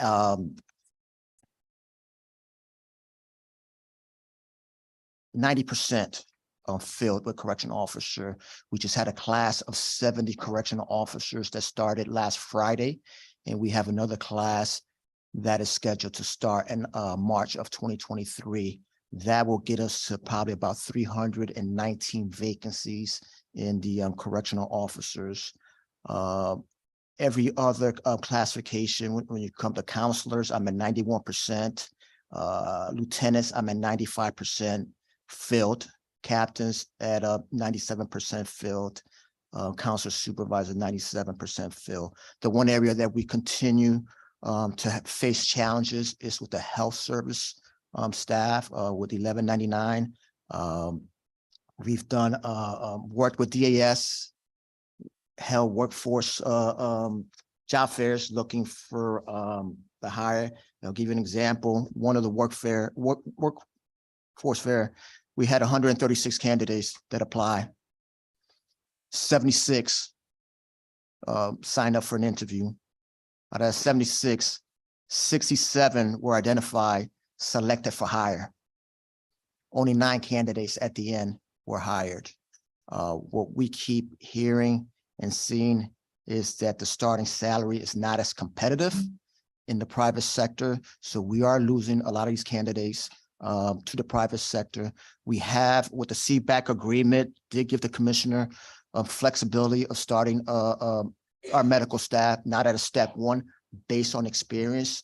That's yields some results, but not to the point where we're making big progress with the health service unit staff. And then just my last question, and again, still sticking with the staff stuff. I asked this question to a few commissioners whose staff deals with, kind of high stress, emotionally draining positions at this point. What are some of the programs that are available to your staff when it comes to dealing with the mental health needs of your own staff? So the best thing we did 5 years ago under Commissioner Scott Semple was to establish our own employee assistance unit, partnering up with the officers union. There's just a trust with the frontline staff that if they're suffering from any addiction, any mental health problem, that they can trust these individuals are calling for help. These individuals, a unit right out of central office, with probably about 12 staff members at any given time. When the officer or correctional staff member is in crisis, we will go out 7 days of the week, 365 days, no matter what time it is. And it's not uncommon for those individuals to drive these individuals into a program, whether it's in-state or out-of-state, to get the treatment that they need. Recently, with the pandemic and the high stress that my correctional staff have gone through over the last 10 years, with the demand of 16-hour work shifts, being away from the family, dealing with COVID, we've given 2 additional positions to that unit. And to me, that unit is better than the EAP, the Employee Assistance Program that we have, because that's a private vendor that does not understand what a correctional staff goes to the front line. The Employee Assistance Unit, those are frontline staff members that understand the challenges and demand of the job. And then I'd be remiss if I didn't ask the programs available to those incarcerated when it comes to the mental health of our incarceration population. With the population too, they too have gone through a lot during the pandemic. We went in 2020, we completely shut down with the pandemic, stopped family visits, engagement, and so forth, with so much unknown. Our mental health staff, we have relooked at our ways of doing business when it comes to mental health, and how can we get out there more to those individuals that may not be asking for help, but know that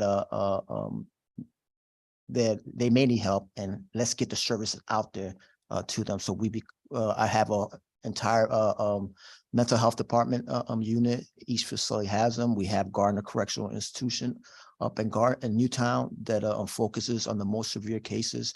But that is definitely an area with the pandemic that we're closely monitoring and seeing what else we can do for those individuals that are under my care. Well, Commissioner, I appreciate your answers today. Congratulations again on your nomination. With that, I'll open it up to my committee members, and starting with Chairman Duff. Good morning, Commissioner. Good morning, Senator Duff. Good to see you, and congratulations on your nomination. Thank 4 years ago, you came in front of this committee as a new nominee and somebody who'd worked their way up through the department ranks, and it was a proud moment for you, and I think for the legislature as well, and for the governor to nominate you. So I now that you've had 4 years, and by the way, I want to I don't know if you want to introduce all the folks here from the Department of Corrections So these. one by one. No, I'm just kidding. No, Yeah. I'm kidding. So these are the top managers of the agency. These are the driving force that make the vision, makes my job easy. They do all the hard work. I'm doing the easy work here today, speaking to the nomination committee. But I'm so proud of them and what they bring to the job and the hard work and the support, not only that they give me, but also they give to our frontline staff. So Okay. thank you. Well, thanks. I thought it was important to recognize them. And Commissioner Barton Reeves, I don't know if you're honorary member of the Department of Corrections, right? Yes, she is. But anyway, so it was a proud moment, and you worked up, and again, welcome to your staff here from Department of Corrections. What are some of the things that over the last 4 years and unknowingly we about going through a pandemic, right? So that has been a big change or eye opener. What are some of the things that you've seen now being the commissioner versus working your way up through the ladder has been eye opening or different for you as you sit here for a second time and had that experience? Yeah, that's a great question. And thank you for the your comments. I am proud to and humble to be the commissioner of the Department of Correction, working my way up through the ranks as a correctional officer and all the way to the top seat. This job is challenging. This job is challenging. The lifespan of a commissioner across the nation is 2.5 years. I'm in my 2.5-year mark, and hopefully we get approved and do 4 more years. But it is what I struggle with the most is the balance of that family life. I've had to put through the pandemic. I had to put my family second, my wife, my son second, and just not being there, important dates, important times, and even just for a dinner conversation when I'm there, but mentally, I'm there physically, mentally, I'm not there. In the job, I've had to learn how to navigate through politics. My whole career, I stood away from politics. I wanted to be that on the ground, boots on the ground working. So I've learned how to navigate through the politics, learn how to balance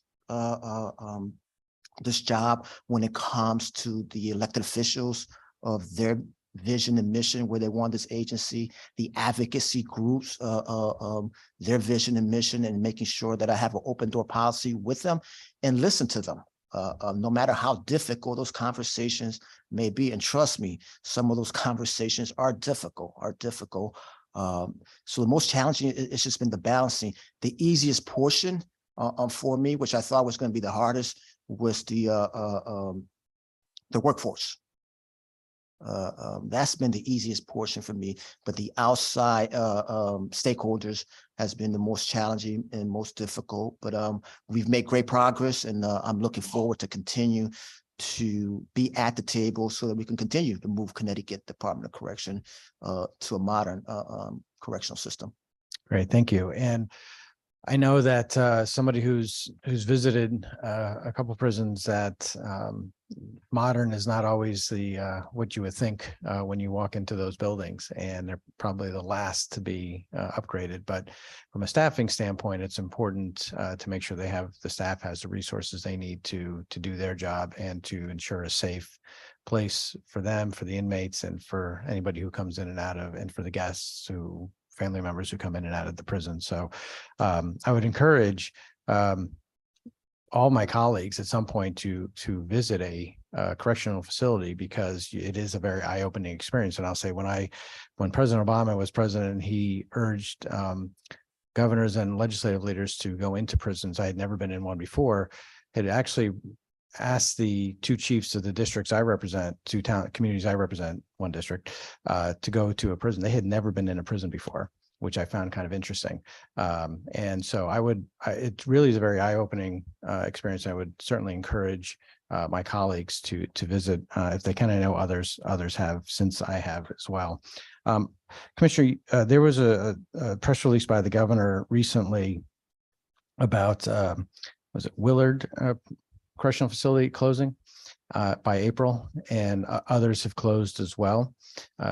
And it's, I guess, for you, it's good to be in, hopefully for a long time, being in a declining business where, we don't want, I don't think you'll ever be out of a job, but it's good to have fewer and fewer correctional facilities open for a number of reasons. Do you see any other facilities closing at any other point? Or are, as we track through lower crime in Connecticut, or fewer folks going into facilities who are, do you see any other prisons possibly closing down?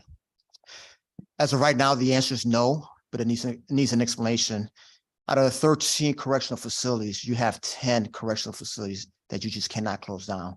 The county jails, Hartford, New Haven, Bridgeport, Corrigan, York being the county jail plus a female facility you can't close down. Gardner is the mental health facility you can't close down. And then you got your level 4 facilities that you can't close down. So there's just really 2 facilities left that will be at the table if ever the count continues to decrease, that we will consider closing. But as of right now, there's no plans in this term for me to close in any facility. And let me just take this opportunity to talk to my staff in public. Closing the facility is a very difficult decision to make. You're creating hardship for your staff. A simple thing as an officer that starts at 8 o'clock, that's able to put his or her kids on the bus at 7:15.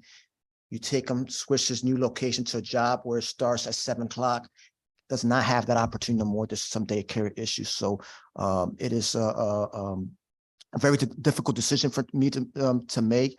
But it's a decision that you have to make as a commissioner when these opportunities are there to continue to save money for the citizens of the state of Connecticut. Great, thank you very much. And I appreciate that answer, because I think it's eye-opening for us about what potentially is on the horizon, but what would always be there, at least from your perspective, unless there's other types of policy changes or directions or any other types of things that we go in. Commissioner, last question for you. There was a recent media report about the Correction Advisory Committee and I guess, giving a list of correction ombudsman candidates to the governor. Do you have any thoughts on that at all? So I negotiated the bill, the Protective Act bill. I think that the individuals that have been selected went through a process. They were recommended, and Thank you. It's good to also have individuals in that committee that has correctional knowledge of the system, and it's always good to have the advocate side. And I think if they take the lead that I took as a commissioner to engage the advocate groups and have a conversation, that there's no doubt in my mind that they will accomplish and meet the middle grounds in a lot of issues that board may face. Great, thank you. And so that's the end of my questions, and I appreciate your answers. I appreciate that answer, because I'm sure it's a sensitive question for you, but one that probably would have been asked either by me or somebody else this morning. So I just want to say thank you to you and to the correction staff over the last few years, especially during COVID. I'm certainly not suggesting everything was perfect, but I know you gave a very honest and authentic answer earlier when I asked you about the last 4 years and your own personal kind of journey on that as well. It was difficult on a number of people, and I'm sure it was very, very difficult on you personally and your family. So I want to say thank you for that, for hanging in there, serving the state of Connecticut. Thanks to your staff that's here and those who are not here for their work over the last 4 years and beyond. as you said, this correction staff has a life expectancy that's lower than average for people who are not in that line of work. And so this is an opportunity for me, and I'm sure I speak for many others, to say thank you to you and your staff for the work that you do.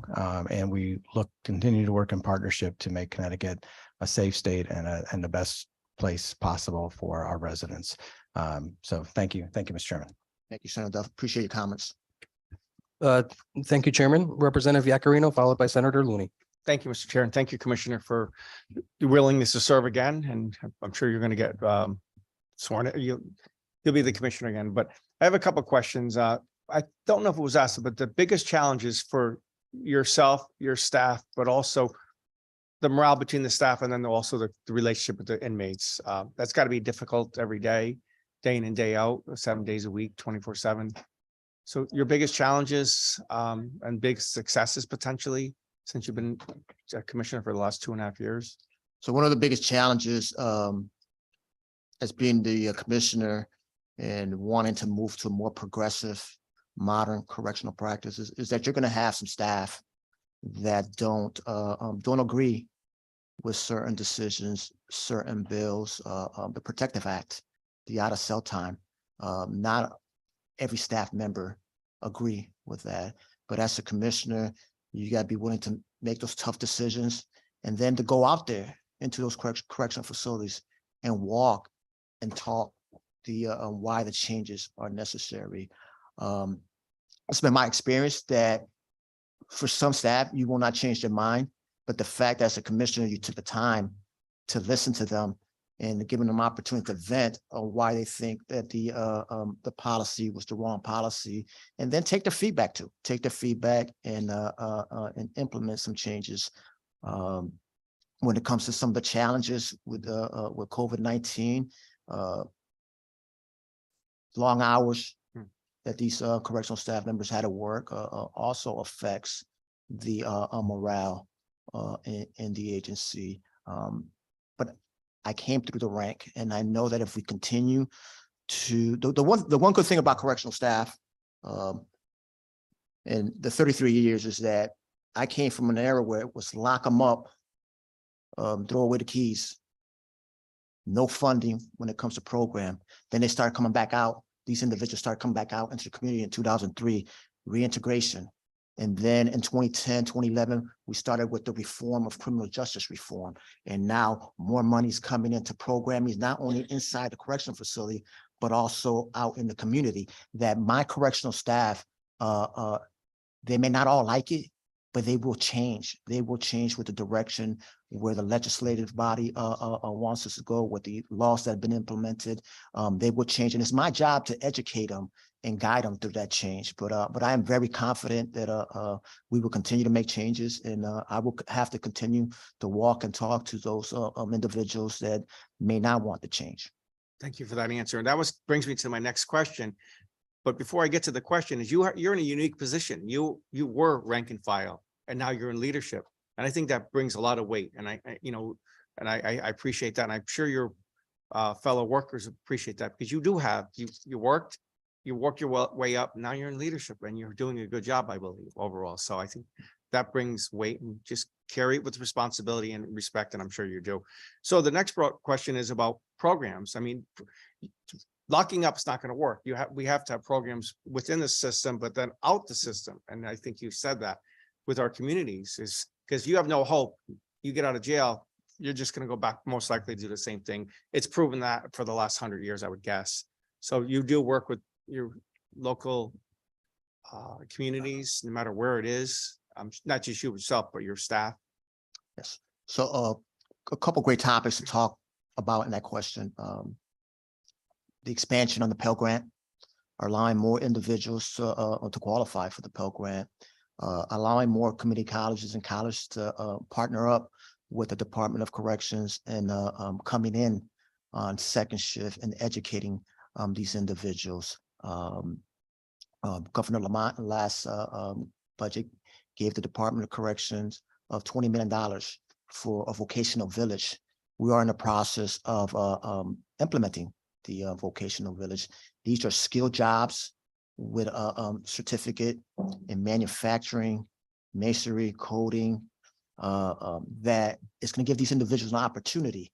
And I had the opportunity to go visit Michigan DOC, and they started a vocational village in 2015. And the goal there is to bring the employers, the companies into the correctional system and start the interviewing process, start the soft skills that these individuals need to get them ready. Michigan DOC, about 76.8% of the individual that discharged that went through the vocational village discharged with a job on day one. And that is the vision that I have for the individuals under our care. And I have talked publicly about this. I do come from a family that immediate individuals in my family have been incarcerated in this same system. And I got a front row seat on how difficult it is for these individuals when they come out to have a felony.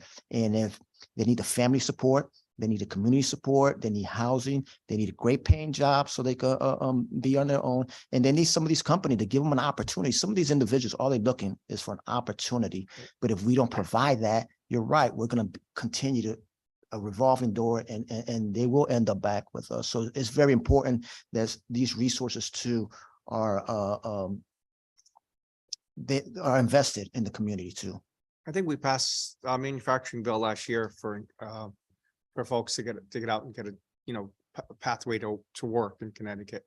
Yes. I think it was in the eastern part of the state, if I remember correctly, but should be the whole state. So when it comes to release, there's got to be mentors, and not just parole officers, but actually people that mentor, that are maybe that were in the system and that things worked out for them and they're on the right path. I know that's more private, I guess, but is there any coordination between mentoring,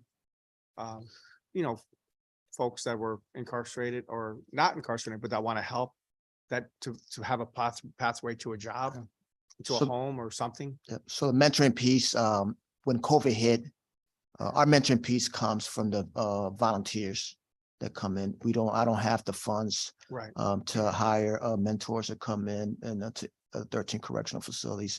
So we reopen back the mentors. We do have them an MYI with the kids, mentors from the community coming in. To me, that's very important to have the mentor. I partnership with Charles Grady, who is a change of all.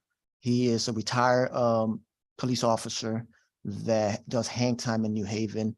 I've brought his people into our academy class on a 2-hour slot so that he can talk to my correctional officers at a very early stage so they can see that there's going to be success, that these individuals will be successful out in the community. So to me, that's very important. I'm still looking for mentors. I have deviated and changed policy to allow individuals that are under our supervision to come in and do programming to serve as a mentor, because some of these individuals do need that mentor that's going to guide them, that's going to tell them how difficult it's going to be when they get out, and then provide them with hope when they see these individuals are successful. I know, and I think former Governor Malloy tried it, and we looked at it at least. I think there's a German model where there's more freedom, and I don't know, our country would probably be against something like that, but I don't know if you ever look at giving more freedom to our inmates, depending on the circumstance. I don't know. I'm not an expert. I'm by far not even close, but you are looking at if it works, like more So freedoms. Commissioner Semple at the time went to Germany came back, and he instituted the True Unit, which at Cheshire is male offenders from 18 to 24, and then the Worth Unit, that is the female offender. I would tell you that model is very expensive. It's heavily Is it? with staffing, the way it was staffed. And for me to continue when I'm closing correctional facilities or opening units like that, heavily staffed, it does not send the right message to the taxpayer or our staff members. I'm in early conversation with Vieira Institute out of New York, and that is the same institute that Commissioner Semple, when he brought True and Worth, partnered up with. A 3-year plan to come into Connecticut and review our policies and how can we change our policy that it's more humane. And so I'm looking forward to that 3-year work with Vieira Institute so that our policies are up to date and they're not antiquated policies that were around in the 80s and 90s. And that will lead us to more freedom and so forth, though. But It's a tough decision. yeah, everything has to happen with safety and security. That's a top Right. priority. Yeah, I agree. Last question, the free phone calls, how's that worked out for our inmates, for the inmates? It's going great. Is It's it going going great.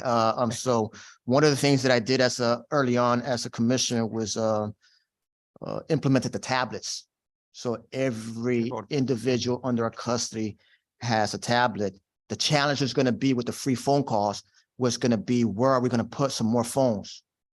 These buildings are old. My newest facility is like 30 years old. So there was not structurally, not a lot of areas where we can put phones. So I made the decision as a commissioner to allow the tablets to be utilized as phones. So the individuals are now making phone calls out of their cell, utilizing the tablets. The incidents have gone down when it comes to individuals fighting for the phones. I would tell you that we have seen a 300% increase in the use of phone calls. So say, just an example, if they were making 1,000 calls a day before, now they're making close to 4,000, close to 3,000 calls a day, which is great for the individuals under my care to communicate with their loved ones. I appreciate what you do and your staff does. It's such an important job and it's a balance, I'm sure. And it's I'm sure it's extremely stressful, but I wish you the best and I think you'll do a great job, continue to do a great job with the good team you have. So thank you. And thank you, Mr. Chair. Paul. Thank you, Representative. Thank you, Representative. Senator Looney.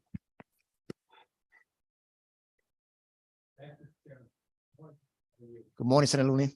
And congratulations on your renomination and on the quality of the work you've been doing through your whole career. Thank you. A couple of questions. You talked about the historical perspective, obviously, since you first started, working in the corrections department, and the model that was in place then was to sort of lock them up, throw away the key, as we instituted mandatory sentencing, and we had a quick spiraling up of our prison population. I remember looking at the statistics in 1980, we had about 6,000 people or less incarcerated. By 2007, it was 19,000. So obviously during that time, there was a tremendous amount of additional cost to the system, building new facilities, staffing new facilities. The corrections department of necessity had to be the fastest growing department in state government because it was being mandated with a mission to serve that many more people who were being brought into the system. So that was the peak, and we've been coming downward since then. What's the number now and the trending now? Because I know that we've had a significant decline, so that some facilities have been able to be closed, or portions of facilities have been able to be closed. But where do we stand now in terms of inmate population? So census population this morning is 10,047. Of that, 3,450 is unsentenced male that are in the county jails. Could be Hartford, Bridgeport, New Haven, or Corrigan. And then we have 331 females that are unsentenced at York. That unsentenced population is the one that I monitor the most, because it's the one that can indicate to me where we're heading with our population. I know last year in 2022, when I requested to the governor's office, let's hold off on closing the third facility, was because I had concerns with the unsentenced population reached close to 4,200 during the summertime. I will continue to watch it this summer to see if that unsentenced population continues to increase. But I'm comfortable that even though if that unsentenced population increases anywhere from 700 to 1,000, that we still have adequate spacing and beds available at our 13 correctional facilities. Good. Well, I know that there's a grave problem with the unsentenced population. It's largely low-income people who have not been able to make bail and are there during dependency of their case. And we know that there are often mental health problems and other issues of trauma with that population that to some degree is maybe even worse than with the sentence population, because the sentence population at least has been through a screening and vetting process to determine what the appropriate placement or setting is for them. But the unsentenced population are sort of in limbo, just waiting for their case to be managed, and they're sometimes more at risk. And I know there are more attempted suicides among the unsentenced population, and just a general monitoring problem on all of them. And that's and then you have obviously the first time arrestee who may be traumatized by being in the facility to begin with, right next door to somebody who's there on his 6th or 7th time and is a hardened offender. So it's that's difficult, I know, to sort out. Another question on that, in terms of trying to prepare people for their release. You know, one of the great problems with the lock them up and throw away the key model was ignoring the fact that almost everyone who goes in does come out again, except for that small number that are sentenced for life without the possibility of release. Everybody, even if those who are in there a long time, almost everybody comes out, and there is a reentry issue at some point, whether they're in for less than a year or more than 20 years. And one of the concerns I know that you share is the population who participate with rehabilitation programs and education programs and other kinds of coping skills and mechanisms that they are able to take and deal with, prepare themselves potentially for an early release. And when they come out, they're under some ongoing supervision, maybe in a halfway house, and there's kind of monitoring of them as they work their way back into the community and back toward work. But for those offenders who really don't participate in any of that, you know, the ones who are really the sort of the end of sentence releasees, who really don't do anything while they're in prison to benefit themselves and get their sentence shortened.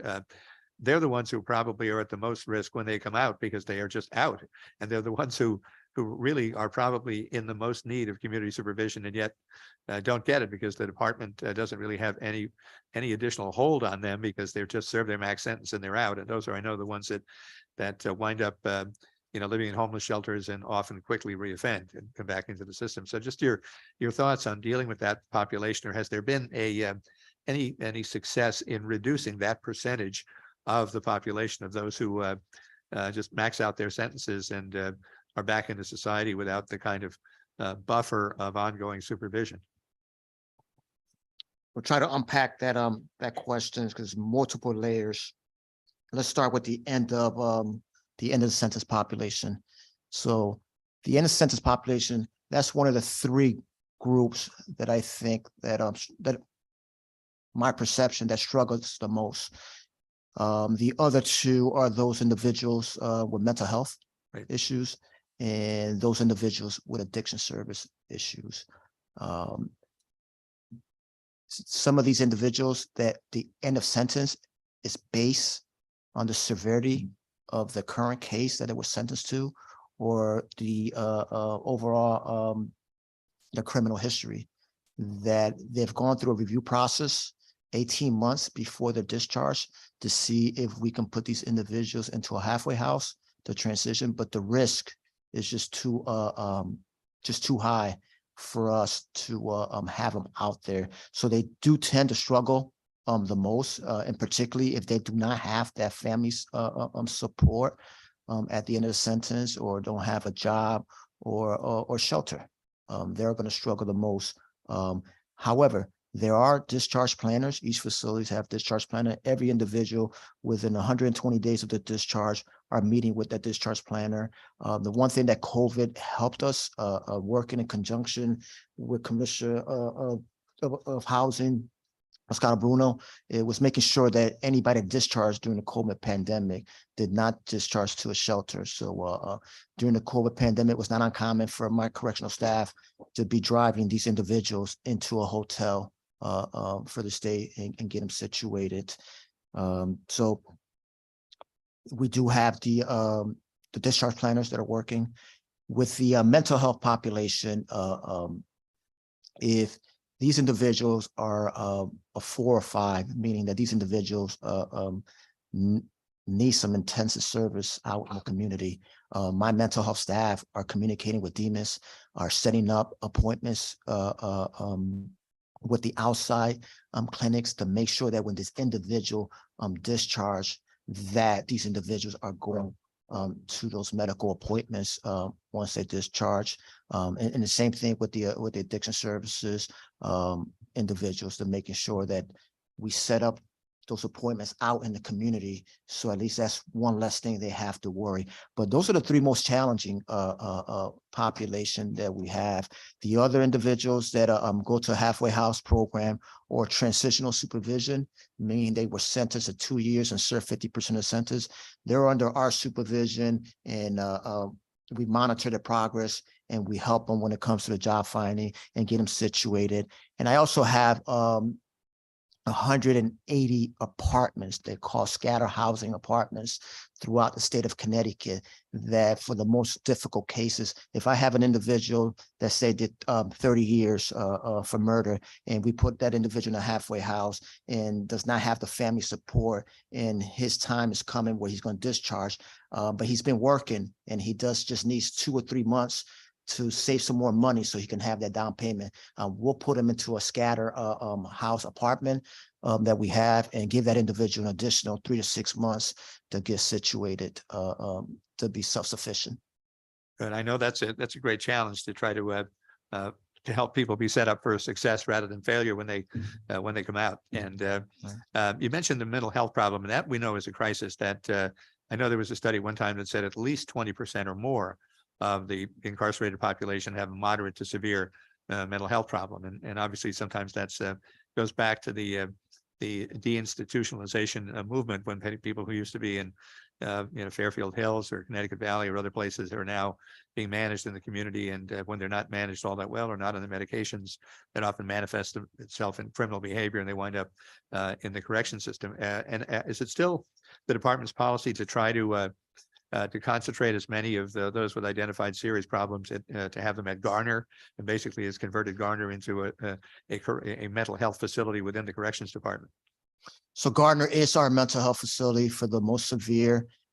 Gardner is properly staffed for those individuals that are the most challenged. And like I said, these individuals are not only have a difficult time when they discharge, they have a difficult time navigating in general population too. So Gardner serves that purpose, where we can provide them the individualized treatment to hopefully improve where they're able to manage in general population. I also sit in the Sentencing Commission, and Senator Alston has been real big on the mental health piece, and we have provided data to the Sentencing Commission, and recently came out with a report. And so I'm at the table of what we need to do to better improve the services that's being delivered to the mental health population. Great, thank you. There was another issue. I know years ago I had spoken with the previous commissioner, Teresa Lance, at one time when I was going over looking at the department budgets. Here she was quite a while ago, and noticed that the amount of money for education programs within the system had decreased. At least there used to be more programs for college credit, and I asked her why she had reduced that. She said, frankly, it's because so few of our inmates could actually qualify and use those programs, that we are best putting our resources into helping people get their GED while they're here, because most of them come in functionally at very low performance levels. And it's true even of those who may have actually a high school diploma, but their performance level is substantially below that. So literacy training and math training is probably the best we can do. And if they're here long enough to complete a GED, that's probably the best thing we can do to help prepare them for life on the outside. Is that still pretty much the case, that you really have a lot of people whose education function is so low that GED prep is really a significant part of their program while they're in prison? Yes, I would tell you, and my superintendent's here, I would tell you that probably 52 or 54% of the individuals that come into the system do not have a high school diploma, very low reading and writing level. So our focus is for them to get their GED. However, we've made a lot of investments when it comes to the community colleges that are allowed to come into our correctional facilities to teach. And so that other 49% that do have their high school diploma have more opportunities now in 2023 than they did in 1989 when I started.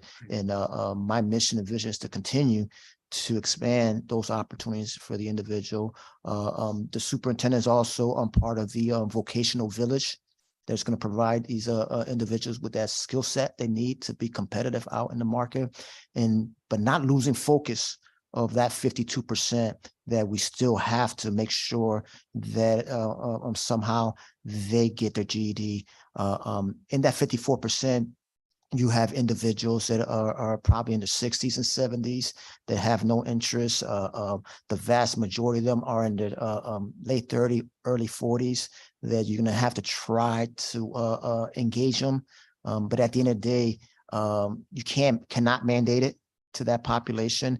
The only population I can mandate to get the GED is that under 21. Right. Yeah. Right. So I know that, obviously for those who are serving longer sentences for more serious crimes, if they are well motivated, they can get quite a bit of college credit while they're serving, but it does take a commitment over time. So that there are some I know who really kind of amass quite a significant amount of academic credit while serving if they're able to operate at that level. One other thing in terms of I know there's a vast array of self-help programs, self-improvement programs that people are eligible for within the system. I know there was an issue some time ago, and I had heard that there were some complaints from prisoners that obviously for some of the programs there was a waiting list, and if they happen to get transferred to a different facility, then they went to the bottom of the list, and they would have trouble if they were getting near the top where they were, get moved somewhere else. Then they were dropped down the list and found that they had to wait even longer to get the placement into the program they were hoping to get into. How have you been managing that problem in terms of eligibility and wait lists? Yeah, it's not uncommon for me every Tuesday when I walk through these correctional facilities to have an individual under my care that approaches me with the same question. And it's just happened a dialogue with the 13 wardens that are here to understand that, in particular, these individuals that are close to a halfway house or TS or discharging, to get them into those programs right before they discharge. So it's not uncommon for us to, the individual probably transfer was at the end of the list, but once that individual spoke to that warden or saw the commissioner, that we made accommodations to get those individuals into this program so they could be successful. Right. Good. Well, thank you. I appreciate all of the work that you do to deal with all the varying needs of the people who come under your care. Thank you, Commissioner. Thank you, Senator Lee. Thank you, Senator. Any other questions or comments from committee members? Let me just check again. Zoom land. Don't see any hands up. So Commissioner, just my last question. Before you go, there's one question we ask of every nominee. Is there anything in your past that you believe might prove embarrassing to this committee, to the governor, to the state of Connecticut? No. Well, congratulations. Again, thank you for your service already. These 2.5 years, and look forward to working with you the next 4. Thank you, Representative Concepcion.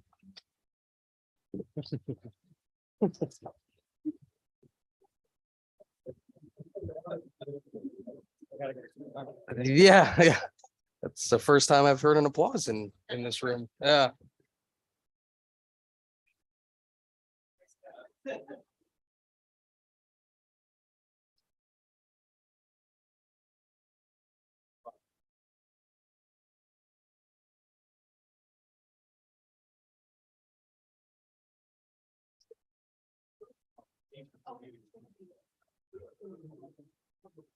Well, we have last but certainly not least, we have one last Senate resolution for review. This is the appointment of Andrea Barton Reeves of Windsor to be Commissioner of Social Services.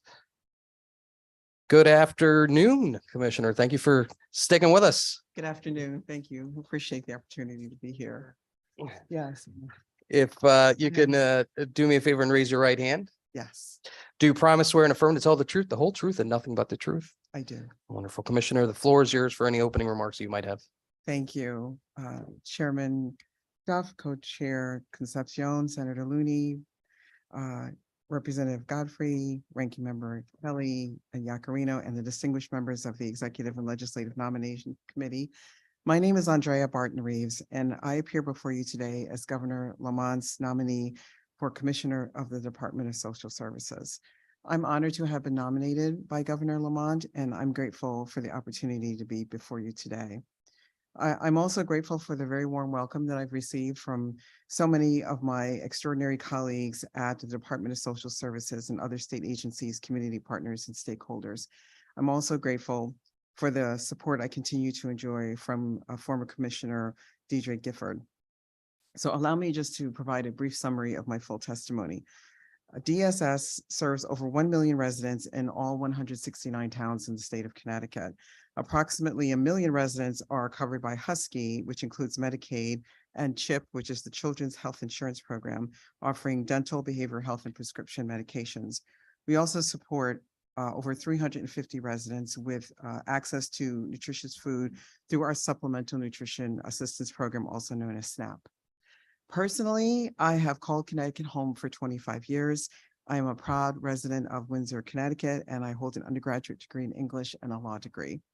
I've also been married for over 3 decades to the most amazing partner who is here with me today, and I'm the proud mother of an adult son.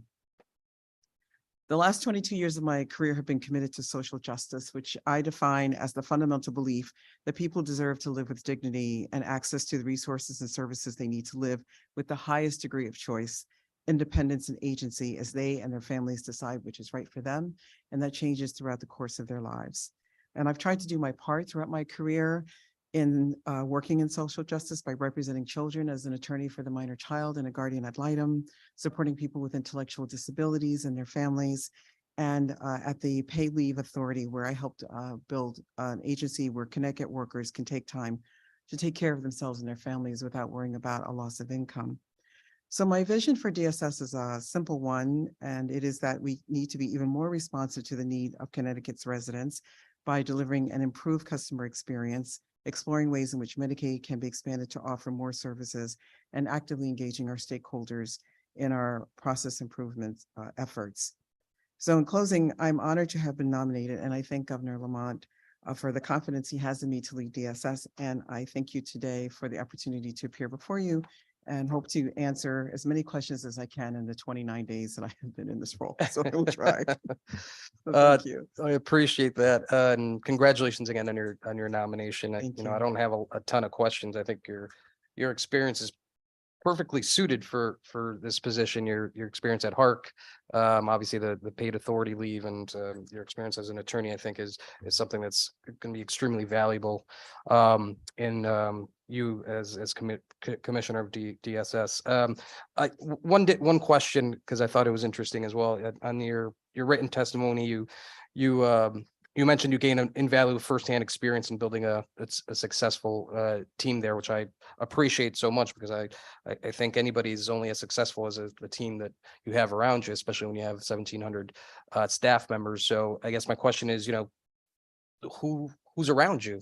How did you build out your executive team and the different facets of DSS?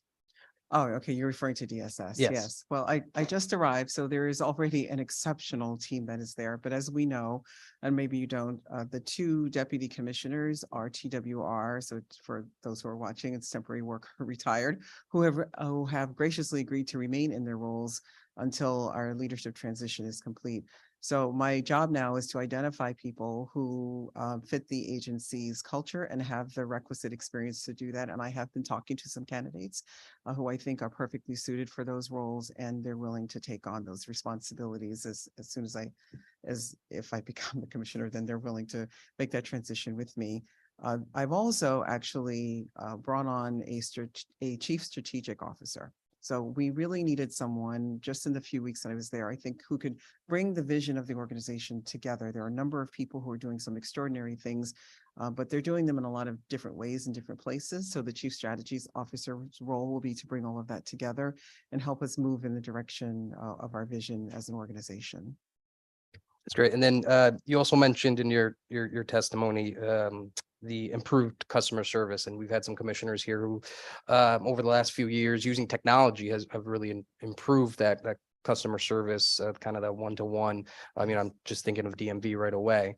How do you, what do you envision over the next few years using specifically technology to improve your department, your agency, and just again, the one-to-one and customer service for our residents? Well, what I've learned in the short time that I've been at DSS is that they actually are already leveraging a good degree of technology with text messaging and improving the website, but there have to be different ways in which we can get more connected with people. So some of the things that we're considering is that in addition to the field offices, are there ways for us to be in other places where people are, like libraries and grocery stores and, and kiosks in the mall? And are there other ways that we can leverage technology so that when people have basic questions, they aren't necessarily being driven to one of the benefit centers to call, but are other ways for them to get access to that. Now, we're in the very nascent stages of that, and we are exploring that, but there are a few vendors that do offer some options and have done so in other states. So the more that I learn, the more that I can come back with a more concrete answer. But I can tell you that the staff that has been there, they're very cognizant of this. They have been working very hard to explore some options, and technology is definitely one of the options being explored. My last question's around, and granted, I know you've only been there for a few weeks, is centered around SNAP and the extra, funding that SNAP had received that looks like it might end soon. Is there a plan to either replenish or work with other agencies to ensure that, our most vulnerable residents have an opportunity to collect on the SNAP? Right. So program? thank you for that question. The SNAP wind down actually happens this week. It's the week of February, 13th. So right, that was yesterday. And the extra $95 that each family was receiving, that will end this week. That was primarily funded through ARPA funds. So there really aren't any budgeted resources to replace those funds. We have been letting families know well in advance that there would be this wind down that would be occurring, and giving them ways in which they can either budget the money that is remaining or budget other resources that they have. And we actually have a 1-minute video that I've seen has already gone out, and we will be better leveraging social media so that we can let families know that there are other resources, including United Way 211, where they can reach out and find other ways to continue to feed their families. Unfortunately, we don't have any more economic resources to replace the ARPA funding. Certainly understood. So that's all the questions I had. Commissioner, congratulations again. I think, again, as I mentioned earlier, I think you're perfectly situated for this position. And with that, I'll turn it over to my co-chairman, Chairman Duff. Thank you. Thank you, Mr. Chairman. Good afternoon, Commissioner. Good to see you again. Thank you. And congratulations on your appointment. Thank you. Well, I guess I want to touch on this afternoon is your work at the board on the paid family medical leave was a job you did very well, Thank you. building from the ground up. And thankfully for all of us who voted for the bill and were big proponents of the bill, Senate Bill 1, Senator Looney, that it has been very seamless so far, at least from our perspective. Maybe not from those of you on the inside, but it looks great from the outside. That's right. But you built this from the ground up, and you're coming into an agency that is established. It's large. It's front facing with residents. You've gone over this. I know, granted, you've been there a few weeks, but there's been technology changes going from COBOL to a brand new system. What are, I guess, going from something where you started from the ground up to this large established agency that has so many different components to it? What are some of the challenges or some of the bright spots you see coming into this new position? Well, I think I'd like to focus on the bright spots, not that there aren't challenges, because there are, and to your point, I think the biggest challenge is that it is a large established agency with many moving parts and many responsibilities. So part of my responsibility is to learn all of them and to add value. This is one of the first things I said to my team when I arrived. I'm not here to get in your way, and I'm here to completely reinvent everything you've done, because there are many things that they do that are done exceptionally well. But I think part of what I bring from having come from the Paid Family and Medical Leave Insurance Authority is perhaps a different perspective on how we can reach and better serve the people of the state of Connecticut. So a small example of that is, how do we message things? And are we using language that's accessible? Are we using multiple languages? How often are we communicating with people? Because it may seem as if it works for us, but it doesn't necessarily mean that it works for the people that we're communicating with. So I am slowly trying to engage my team to think about it from the perspective of people who are engaging with us and what kind of experience would they like if they were having that engagement. And that's causing us to really think differently about some of the things that we are doing. So, and that's challenging in an agency that has existed for a long time, doing many of the same things in the same way. And they have also a lot of stakeholder pressures, right? There is direction and support from advocates, but they also have expectations. And then there is, of course, CMS, right? The Centers for Medicare and Medicaid services. When we have lots of mandates through CMS that provide some structure and in some ways, some restrictions around some of the things that we can do. And so I think that's a challenge as well. So I do ask lots of questions about doing things like, can we hold on to some of the waivers and some of the suspension of certain rules that had existed during the pandemic? Can we ask CMS whether or not that's possible? Can they be extended for 6 months, for a year, or is it a hard and fast rule that if they go away, they go away?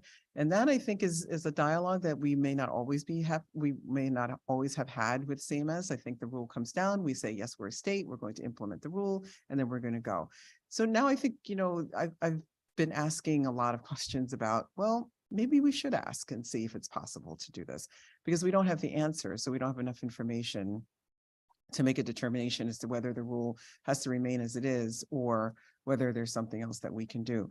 But where there have been rules that are in place that we can keep in place, because CMS has said that we can, we're really doing our best to do that so that we can make the process less painful and more seamless for the people we serve. Yeah, I appreciate that. And I think that's a great way to approach something brand new and so large. Can you talk a little bit about the some of the new technology that is at DSS, because there's probably fewer staff, I would imagine, and there's also more of an expectation that people will be able to, almost like with Department of Motor Vehicles, and I don't want to paint too much of a broad brush because there's different expectations. But is there a ability now with fewer staff for folks to be able to access services or benefits online in a more customer-friendly manner? Yeah, so that is the plan. As I mentioned earlier, we're in the nascent stages of that. But one of the first things that we're doing is doing much more text messaging, because we realize in many instances, many of us live on our phones, right? And that's really where our lives are. We're very rarely in front of a tablet or a computer. I think desktops don't even exist anymore in most people's world. And I think one of the things that the pandemic made very clear is that we have a significant digital and technological divide in our state, depending on where you live and what your income level is and what access you have. Just asking someone to get in front of a computer can be a Herculean effort. So the text messaging actually is working quite well as the mobile app. And that's been a new piece of technology that we've not had before that is working now. We find that there's a much higher percentage of adoption around the mobile app than we ever had previously. And people are really using it. But in some instances, people still like to call. And that's still a challenge for us because we don't have enough people to answer all of the phones all the time. So we are, to the extent that we can, we're trying to make the mobile app more user-friendly and answer more questions, because about 65 to 70% of the questions that we get are really just about, am I eligible and what's going on? So we're hoping to be able to answer more questions using more technology. Great, thank you. And thank you for your work and agreeing to take on this challenge of probably one of the most difficult, but so important state agency. And it's appreciated. And I feel very confident in your success based on all your other previous work and service to our state. So thank you and congratulations. Thank you, Mr. Chair. Thank you. Thank you, Chairman. Representative Yacarino, followed by Senator Looney. Thank you, Mr. Chair, and congratulations. Thank you. I think you do a great job. I do have a few questions. Not sure if you could answer this or not, but with inflation right now, would the Medicaid rates or the funds for our needy go up at all? Because things are becoming a little expensive. Yes, that's an excellent question. I've not seen any indication that there's any additional federal funding to compensate for inflation rates. The way that we try to maximize federal funding, as you know, is to try to determine how many services we can provide through Medicaid and how many of those services can actually be provided through a Medicaid match. The actual match, pandemic was about 56%, maybe a little bit lower, maybe closer to 53%. It went up as high as 62% during the pandemic, and now it's going back down to its pre-pandemic levels. But there's been no indication other than one-time ARPA funding that there will be any adjustments to Medicaid funding. So we will have to live within the means that we have provided to us. Hopefully the federal delegation could potentially look, it's not just Connecticut, it's the whole country. That's right. For the needs. I'm actually shocked that I shouldn't be though. Like a third of our population pretty much is on some sort of social service, almost, 1 million people. It's correct. overwhelming, actually. Yes. It's got to be the last 20, 30 years. I mean, there's just lack of work or just other issues. I mean, it's amazing how many people need, and I think we should provide service when needed. I'm not saying that at all. I just cannot believe that there's so many people that there's got to be various reasons, either drug, alcohol, lack of work, struggling families. It's just amazing. There are a number of reasons, but we have a lot of working families in our state. Yeah. And Connecticut can be a very expensive state to live in. And so while wages we may have working families that are going out every day and they're putting their kids on the bus and they're doing all the things that they're doing, the cost of living continues to rise. So as that happens and wages remain pretty stable or they remain flat, then it becomes harder and harder to make ends meet. And I think that's what we're really seeing with a lot of families. So that's one component. The second is that our population in our state is growing older, as we all are, every single day. So while folks may have been working, sometimes you're working in a role that may not allow you to have as many resources available to you as you might have when you retire, or you end up leaving the workforce early because of illness or injury. And we see that among the population that we serve. So there really are a variety of reasons why people come, but we mostly see a lot of working families who are saying it's harder and harder for us to make ends meet. We need to feed our kids. We need to put roofs over their heads. We need to make this work for us. And so that's one of the reasons why the work that we do really is so critical. And in my mind, it's very sacred work as well. No, it is. It's just I'm sort of overwhelmed, but saddened in a way. But at least Connecticut has the services. I wonder, and maybe when Senator Looney speaks, the governor's proposal for the changing the earned income tax, that should help a little potentially. I don't know how to the extent, but at the end of the day, it's just you have a daunting task, and I believe you're going to do really well. But you have to have a good team around you with programs and funds. The Medicaid percentages, do you look at other states or it's got to be just strictly what we get in Connecticut from the federal government for our fellow citizens? We do benchmark against other states, but that's the general average that states receive in terms of Medicaid match. Of course, there are certain exceptions, and CMS will say to you, if you implement this particular program because it is top of mind with respect to their public policy, they often offer higher match rates depending on what it is that you're working on. But the general match is somewhere in that neighborhood as well. When I really don't have any other questions. Anything we could do to help? I know you have the Medicaid dollars, but there must be money from our state budget. I don't know what the dollars are, but most of your money comes from the federal, from the Medicaid. Yes, most of our money comes from Medicaid. And again, I'm just wrapping my hands around our budget now. I know our budget hearing is next week, so I'll be more prepared to answer more specific questions about the budget. Yeah, but we've certainly- never spoke before. We never met, and I was hoping to meet with you, but things were a little crazy in my life, and I don't know if you ever reached out, but I'm always around and we're always around, but I wish you the best and Thank you. thank you for your service. Thank you, Mr. Chair. Thank you, Representative. Senator Looney, followed by Senator Moore. Thank you, Mr. Chairman.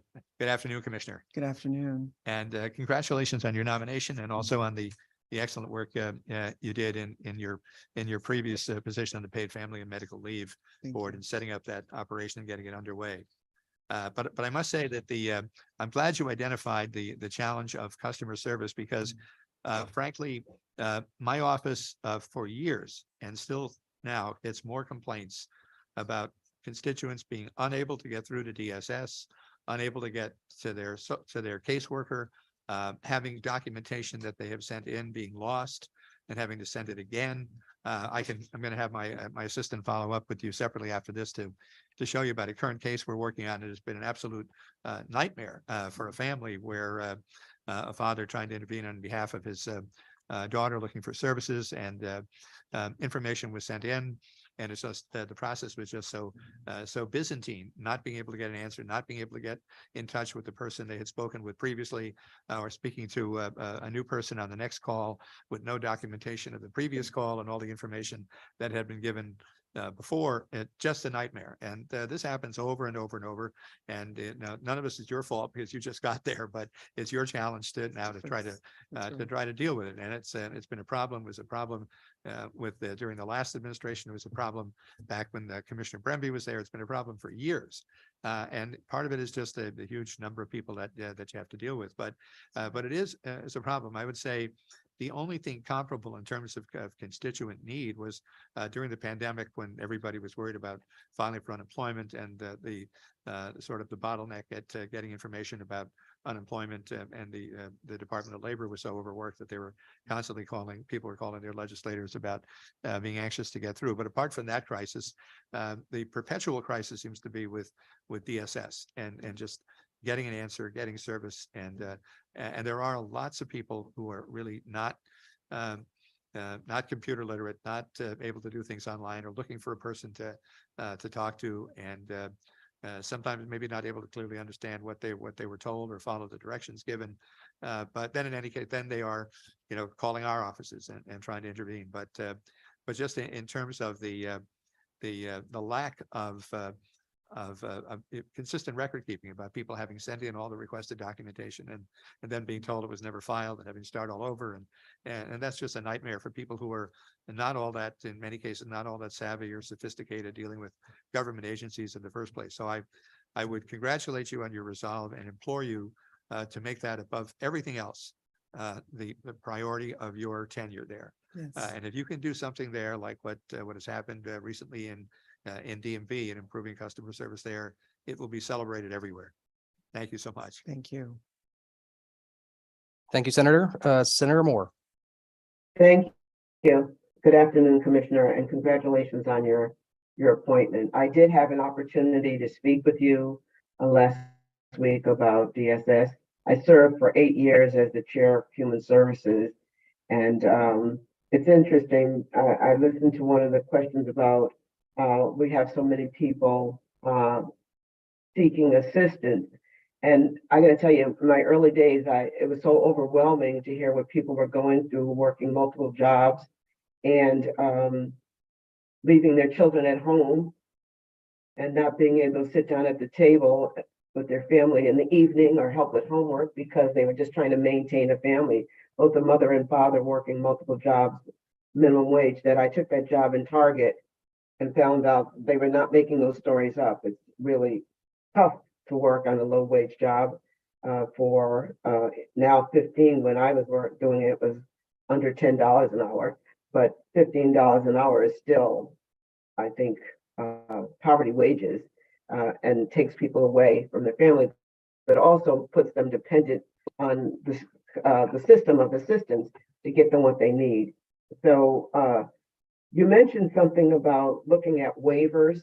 I got to tell you, I've been in many conversations pushing the commissioners to look at things differently, and not what we've done in the past, but challenging systems to try and do better by the families who need our help.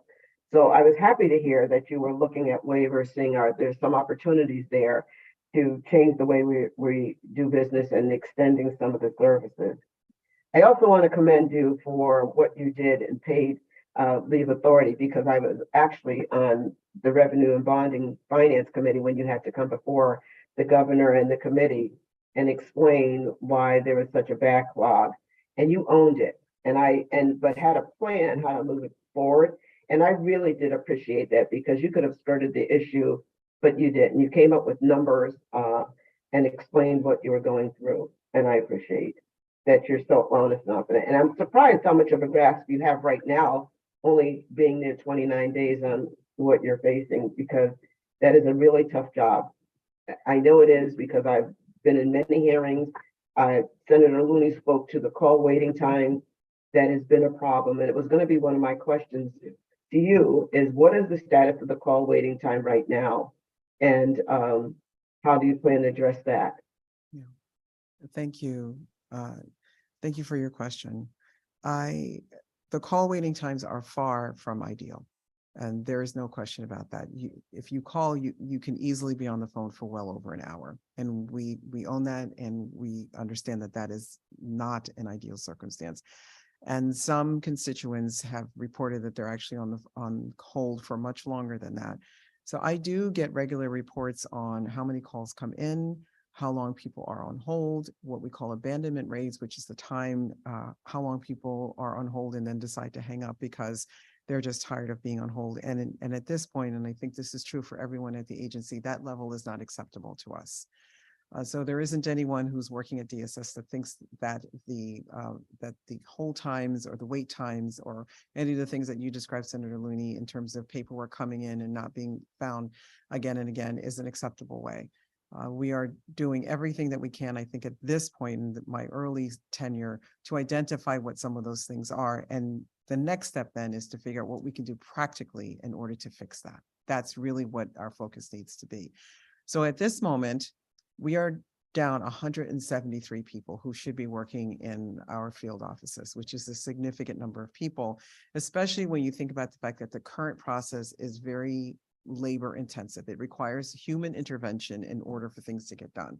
So it's a two-part process, one of which is to figure out if anything that we're doing doesn't necessarily have to be so labor intensive with respect to somebody actually touching the paper all the time. And then the second is getting more people in the door and getting them up to speed in a faster way so that they can do that work. There has been a significant amount of work that has been done. I just do want to speak to that a little bit and with a little more detail. So we actually looked at 7 other states to determine how they are actually also processing their Medicaid applications. And they include our neighbor state of Massachusetts and Rhode Island and Washington state, and so across the country. And they are using, and so are we, something that's called a tiered approach, and we're calling it the first touch approach. So the first thing someone calls in, as I mentioned before, up to 70% of the calls that come in could be someone who's just simply inquiring around their eligibility for any form of benefit. But if an eligibility worker, meaning someone who has lots of experience in determining whether someone should be eligible, is answering that call, that means that that worker is not available to actually work on someone's application. So the idea is that the first tier worker, the first touch worker, is answering those basic questions so that the eligibility worker can be more available to do some of that work. The challenge we also have is that it still requires a huge degree of human intervention, and there aren't enough people to do it. So the plan is to get more people, and the way that we're doing that is twofold. One of which is that we are working with the Department of Administrative Services, who I heard Commissioner Sheff speak to some of the improvements that they are proposing to make to hire people more quickly and get them in the door. And the second is we are also thinking about ways that we can get people up to speed so they can be a more effective eligibility worker sooner than the amount of time that it takes now, because it can take up to 6 to 12 months for a person to be fully trained because the rules are so complex around Medicaid and Medicare. So the other issue is that can we have different tiers of workers that might work between the first tier and our eligibility worker? Can people, as they get greater degrees of competency, work on other things in other periods of time? So these are all ideas that are being discussed, but the one that has been implemented is the first touch, and that does help to drive down some of the costs. Some of the calls and the wait times. But the other thing we really need to get our hands around is the documentation. And I have not, I'm sorry to say, so far had an opportunity to really dig into that deeply to provide you with a cogent answer, other than to say, please bring me information so I can understand it better. So, right now, Senator Moore, that's what I have in terms of the work that we've been doing to try to drive down those times. I will also say that the staff that is there have agreed to work extensive amounts of overtime. And they've been doing that. And for the last 52 weekends, there have been at least 5, if not more, staff that have worked overtime in evening hours and mostly on the weekends. But we're also very cognizant of the fact that we don't want our current staff to become so overwhelmed that they choose to go elsewhere, because then that just exacerbates the problem. So we're also working on continuously posting positions, bringing people in, and we did have steady improvement. And in just checking, making sure I'm getting my my numbers right, because we did have 249 vacancies in August, and then we are down to 173. And yes, and we're continuing to hire more people. So that is where we are. I just want to do a follow-up on that. It really is about how you're hiring these people and your ability to hire that many people to keep bringing you up to where the staff where you need to be. And the question behind that is, have you lost experienced staff? Yes, we have lost experienced staff. We've lost them in two ways, mostly to retirement. So when the wave of retirements came earlier this year, we did lose, well, last June, we lost a number of experienced people, and we felt that almost immediately. And then the second is that as we bring people in, they are working through their working test period, which we really want people to be successful in. But once they've done that, they either move to another part of the agency because they've earned the right to be promoted, or they move out of the agency to other opportunities where they feel that they can thrive. Other than at DSS. So we have this constant movement of people, either through the retirement or through the chance to work elsewhere, either through promotion internally or outside of the organization. And that is a significant challenge for us. The agency is so big that there could be anywhere from 75 to 100 opportunities for promotion and movement at any given time. And people take full advantage of them. We're always proud when people perform well and have an opportunity to be promoted, but it causes a significant challenge for us at our field offices and benefit centers. Thank you for that. Is there an incentive to keep them so they don't leave and go to a department that might have, it's usually for pay that people leave, that there's another opportunity that pays a little bit better, and they might move for that reason, unless they've gone to school and they want to up their position to something, to a promotion? Well, Senator, thank you. I'm not necessarily sure, because I know that pay and incentive is governed by the CBAC agreement. So to the extent that we can offer incentives that are in alignment with the agreement, we can certainly explore that. We try to do that in other ways, and that is by offering promotional opportunity within the organization so we don't lose them altogether, and then we can rely on their subject matter expertise as we need them and lean into them. In that regard. We also we have a partnership, as you might know, with the University of Connecticut that offers organizational development and professional development. So we're really trying to leverage that so that people can see that even if they're not making more money, they do have more opportunity to grow professionally at DSS, because we offer that as part of our organization. So it's a permanent part of the organization. But in terms of offering any monetary incentive, that would be governed by the CBAC agreement, and I could explore that further. The last question I'll ask you, and I really do appreciate, I ran a call center for the telephone company for many, many years, inbound and outbound. And no matter how well we did, if we had customers waiting, that's all we heard about. And it's so important because we are a service-oriented organization when you think about DSS. You mentioned that one touch that you're going to create. What was the state that had that model? It's the First Touch model, and let me see First if I can, Touch? yes. So let me see if there are 4 of the 7 states. I don't know if I have exactly which states those are, but I can certainly get that for you.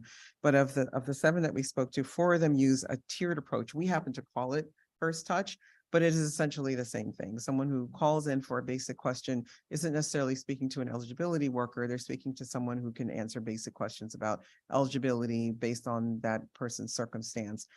That tiered approach has lowered the average handle time from more than many hours to about 30 to 40 minutes in all of the 7 states. But even in the 4 states, and I'll get those numbers for you, those specific states for you, their wait times are still about an hour just because of the sheer volume of calls that they get.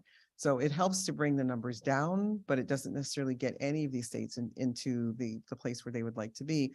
And because ideally, and you said, Senator, you've worked for a call center, call centers, and because I helped to stand up the call center at paid leave, we like the phone answered in 30 seconds or less, and the person to be on the phone for as long as they need to get their questions answered, and notes to be taken and be able to move on to the next person.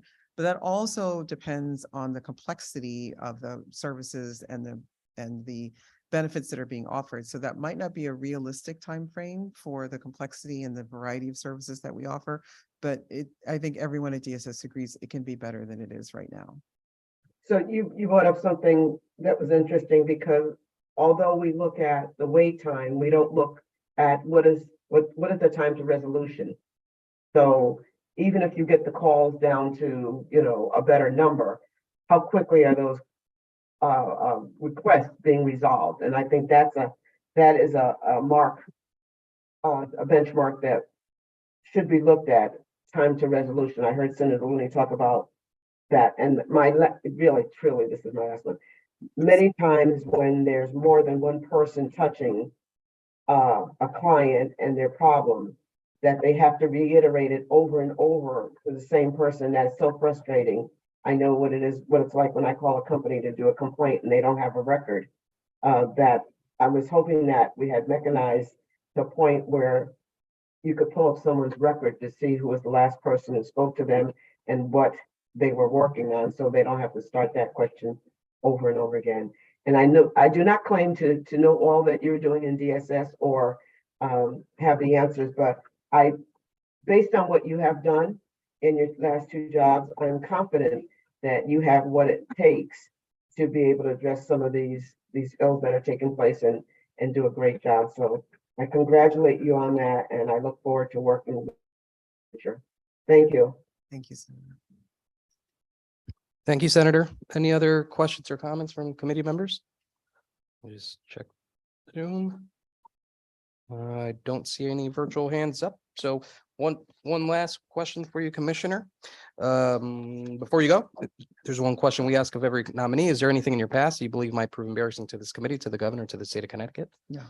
Congratulations again. you. Good to see you. Look forward to working with you. Thank you very much. Thank you for your time today.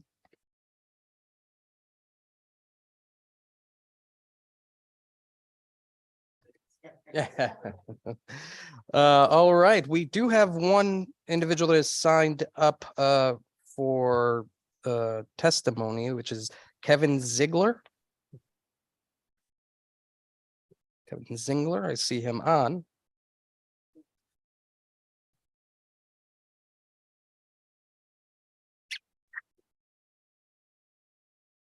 Good afternoon. Can you hear me? We can.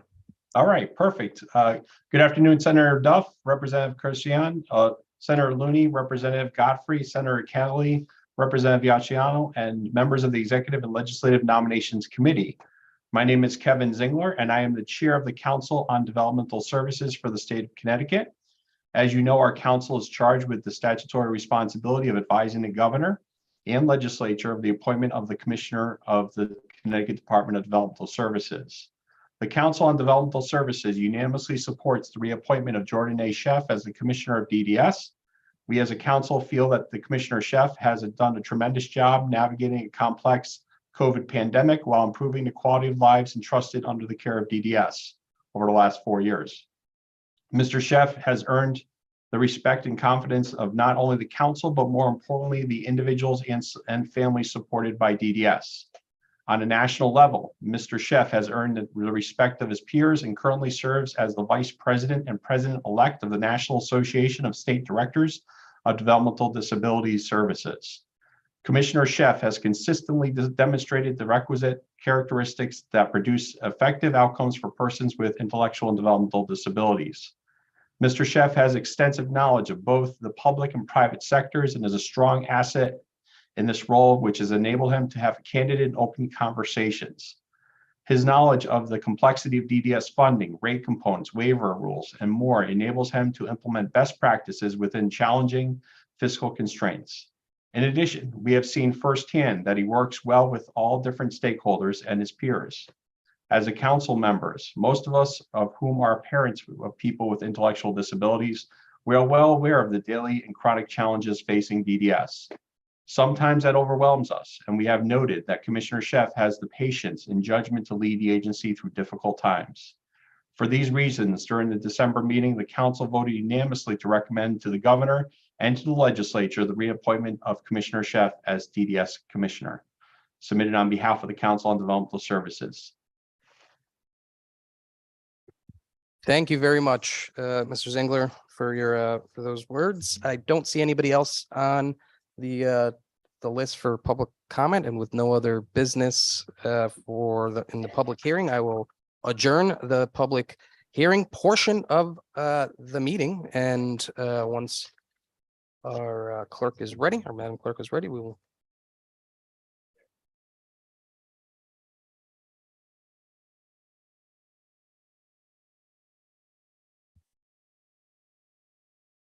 Ready?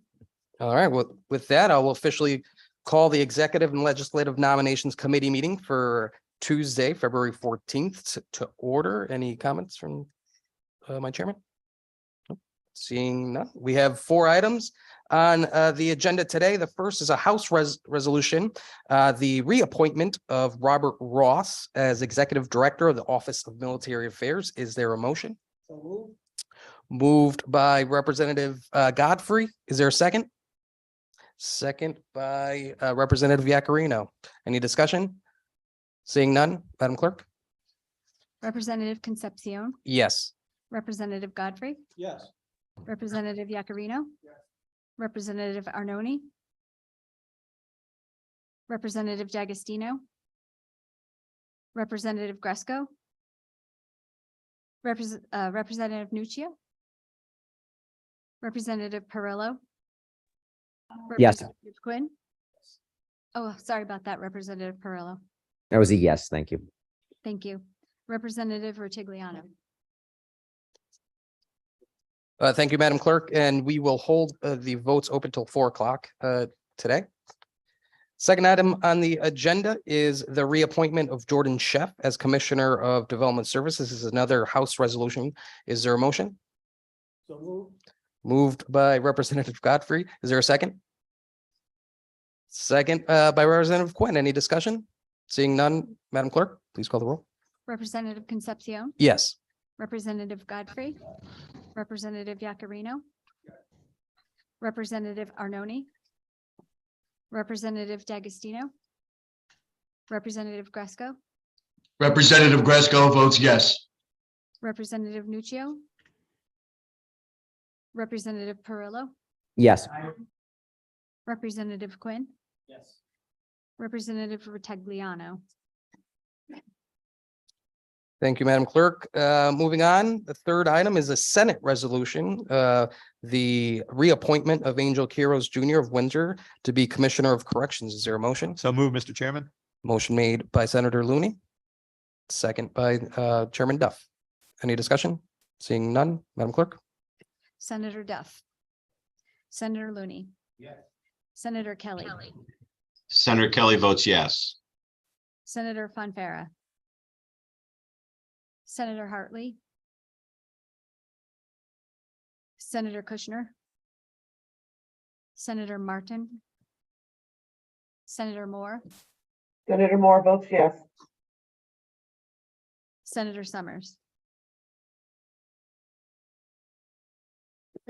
Thank you, Madam Clerk. And last item is another Senate resolution. This is the appointment of Andrea Barton Reeves of Windsor as a Commissioner of Social Services. Is there a motion? So move, Mr. Chairman. Motion made by Senator Looney. Is there a second? Second by Chairman Duff. Any discussion? Seeing none, Madam Clerk? Senator Duff, Senator Looney, Senator Kelly, Senator Kelly votes yes. Senator Fonfara, Senator Hartley, Senator Kushner, Senator Martin, Senator Moore, Senator Moore votes yes. and Senator Summers. Thank you, Madam Clerk. And that concludes all the agenda items today. Madam Clerk, do we have a date and time for our next meeting? It's a TBD, so check your emails as Wendy will send them out. And with that, we're in recess till 4 o'clock. Thanks, everyone.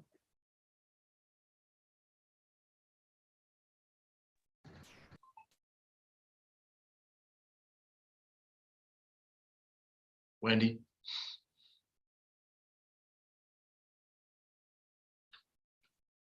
Yes, just one second. Can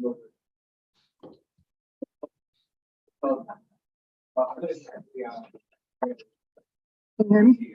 Yes, can you hear me? Are you muted? I am not muted. Representative Gresco, are you on? No. Hang on, let me try this. Put my, 1, 2, 1, 2, 3, 3, 2, 1. Yeah.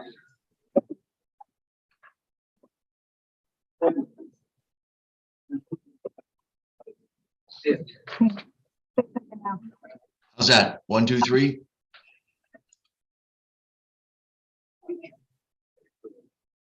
I think you just missed one, and that was Jordan Sheff for developmental services.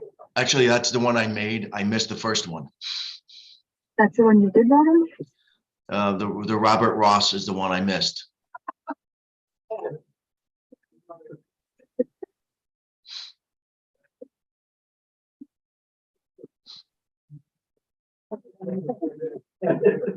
You're right, the first one.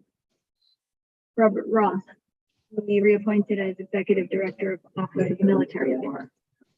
Representative Gresco votes yes. Okay, great. Thank you so much. Thank you, Wendy, for your patience. Take care. I think I'll have lunch. Thanks, ladies.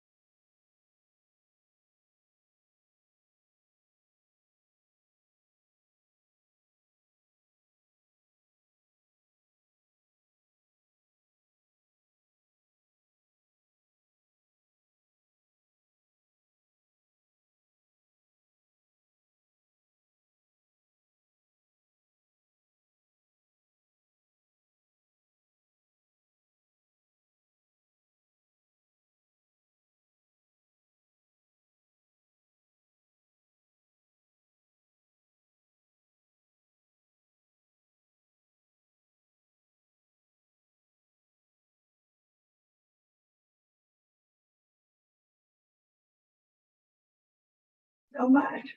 I might need something from me. You're welcome. I'll be here. There you are. Camera. Okay, then we have, you know what?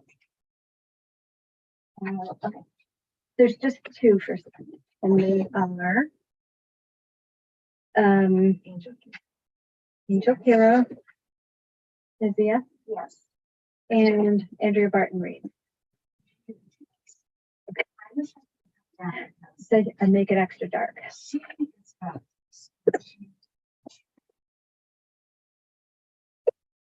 Right.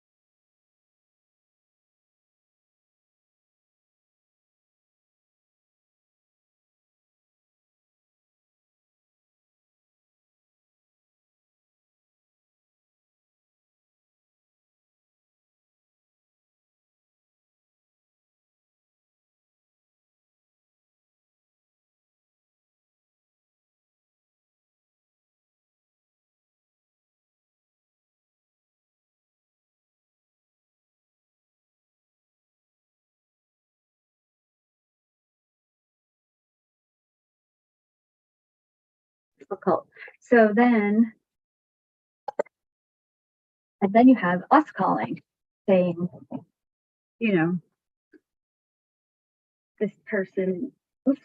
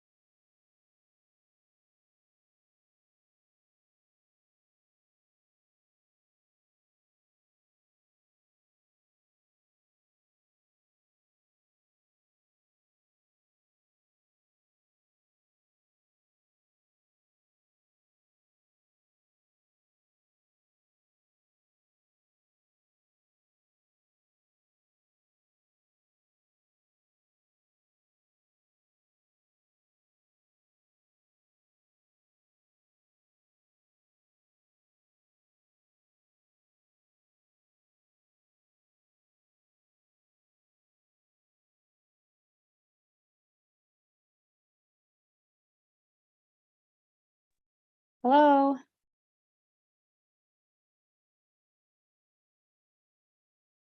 Hello. I'd like to vote. Hang on one sec. Yep. Can you hear me? Yes. I can't hear you. Hang on one sec. I just have to do this on my computer. Okay, now maybe I can hear you. Can you hear me? Can't hear you. Wait one sec. How about now? Say something. I can hear you. Can you hear me? Yep. You have two to vote on. Jordan Chef for DDS Yes. and Robert Ross, reappointment as Director of Military Affairs. Yes. Awesome. Thank you so much. Thank you. Have a good day. Take care.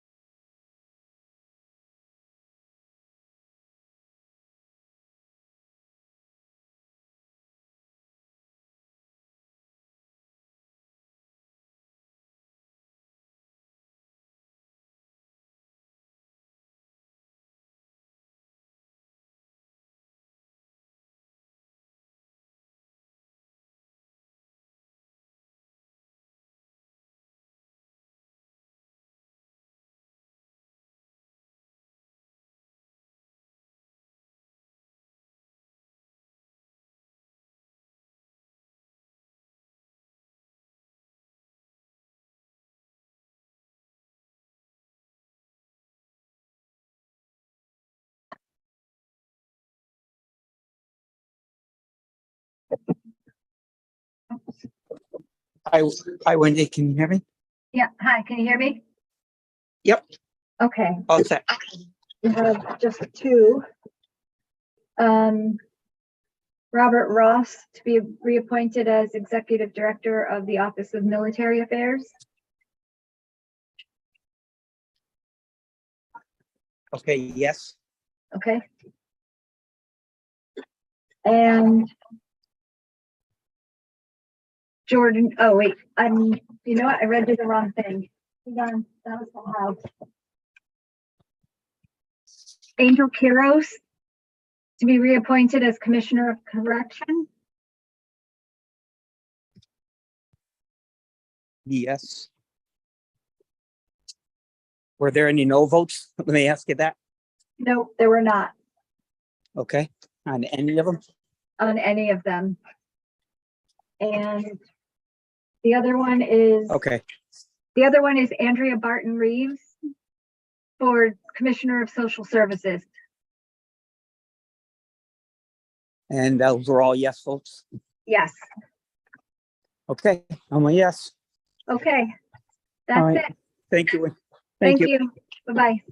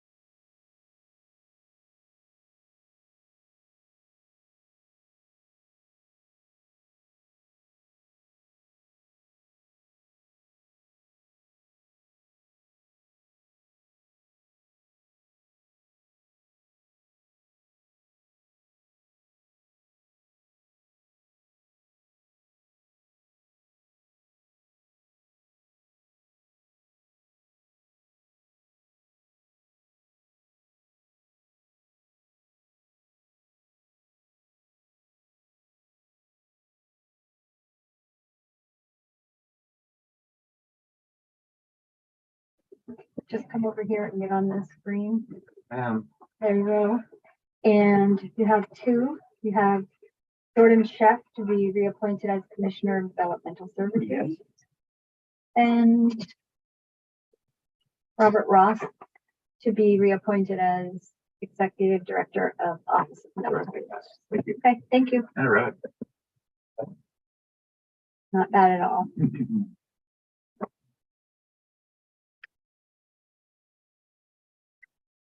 That's right there.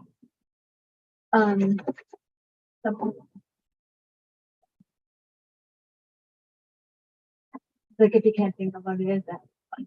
So, occasionally they will suspend the rules and not wait for it to be double starred. When that happens, usually it's the end of session and they will take up a House bill immediately. Or they can do it with like exec noms items. What are you laughing at? My friend. Funny. Oh.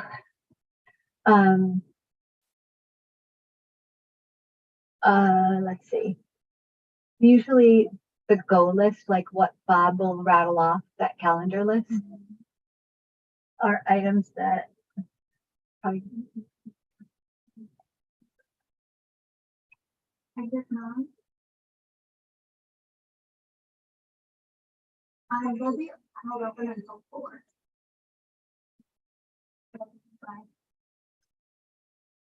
Is that actually a legislator? I think it's. Oh, who is it? Caitlin, oh, Leggett or whatever?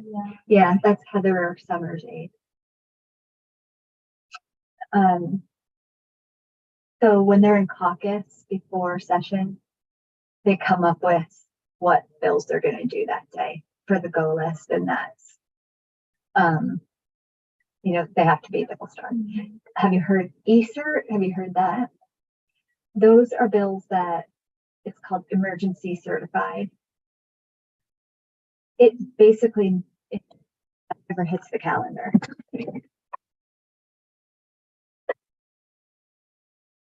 Hi. Hi there.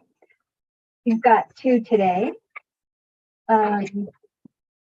Angel Kiros of Windsor to be reappointed as Commissioner of Correction.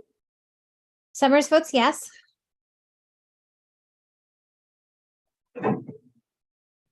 And Andrea Barton Reeves of Windsor to be Commissioner of Social Services.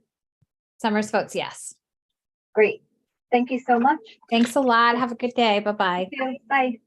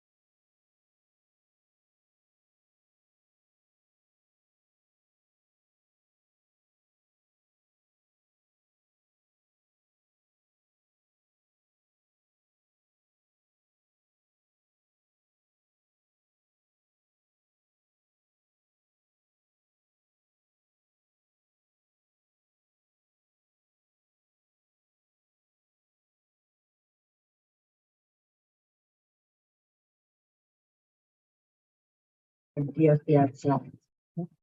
just. Yeah, no, I just voted in a post. I didn't have to show my face. You were supposed to. This is like this best practices thing. Yeah. Okay, so. We're all about best practices. Good for you. Jordan Chef for DDF. Yes, and affirmative. Oh, we went back to the house one, sorry. Let's try that again. Angel Caros for corrections Yes. and Andrea Barton Reeves for social services. So Becky Hero. Sorry. I haven't met any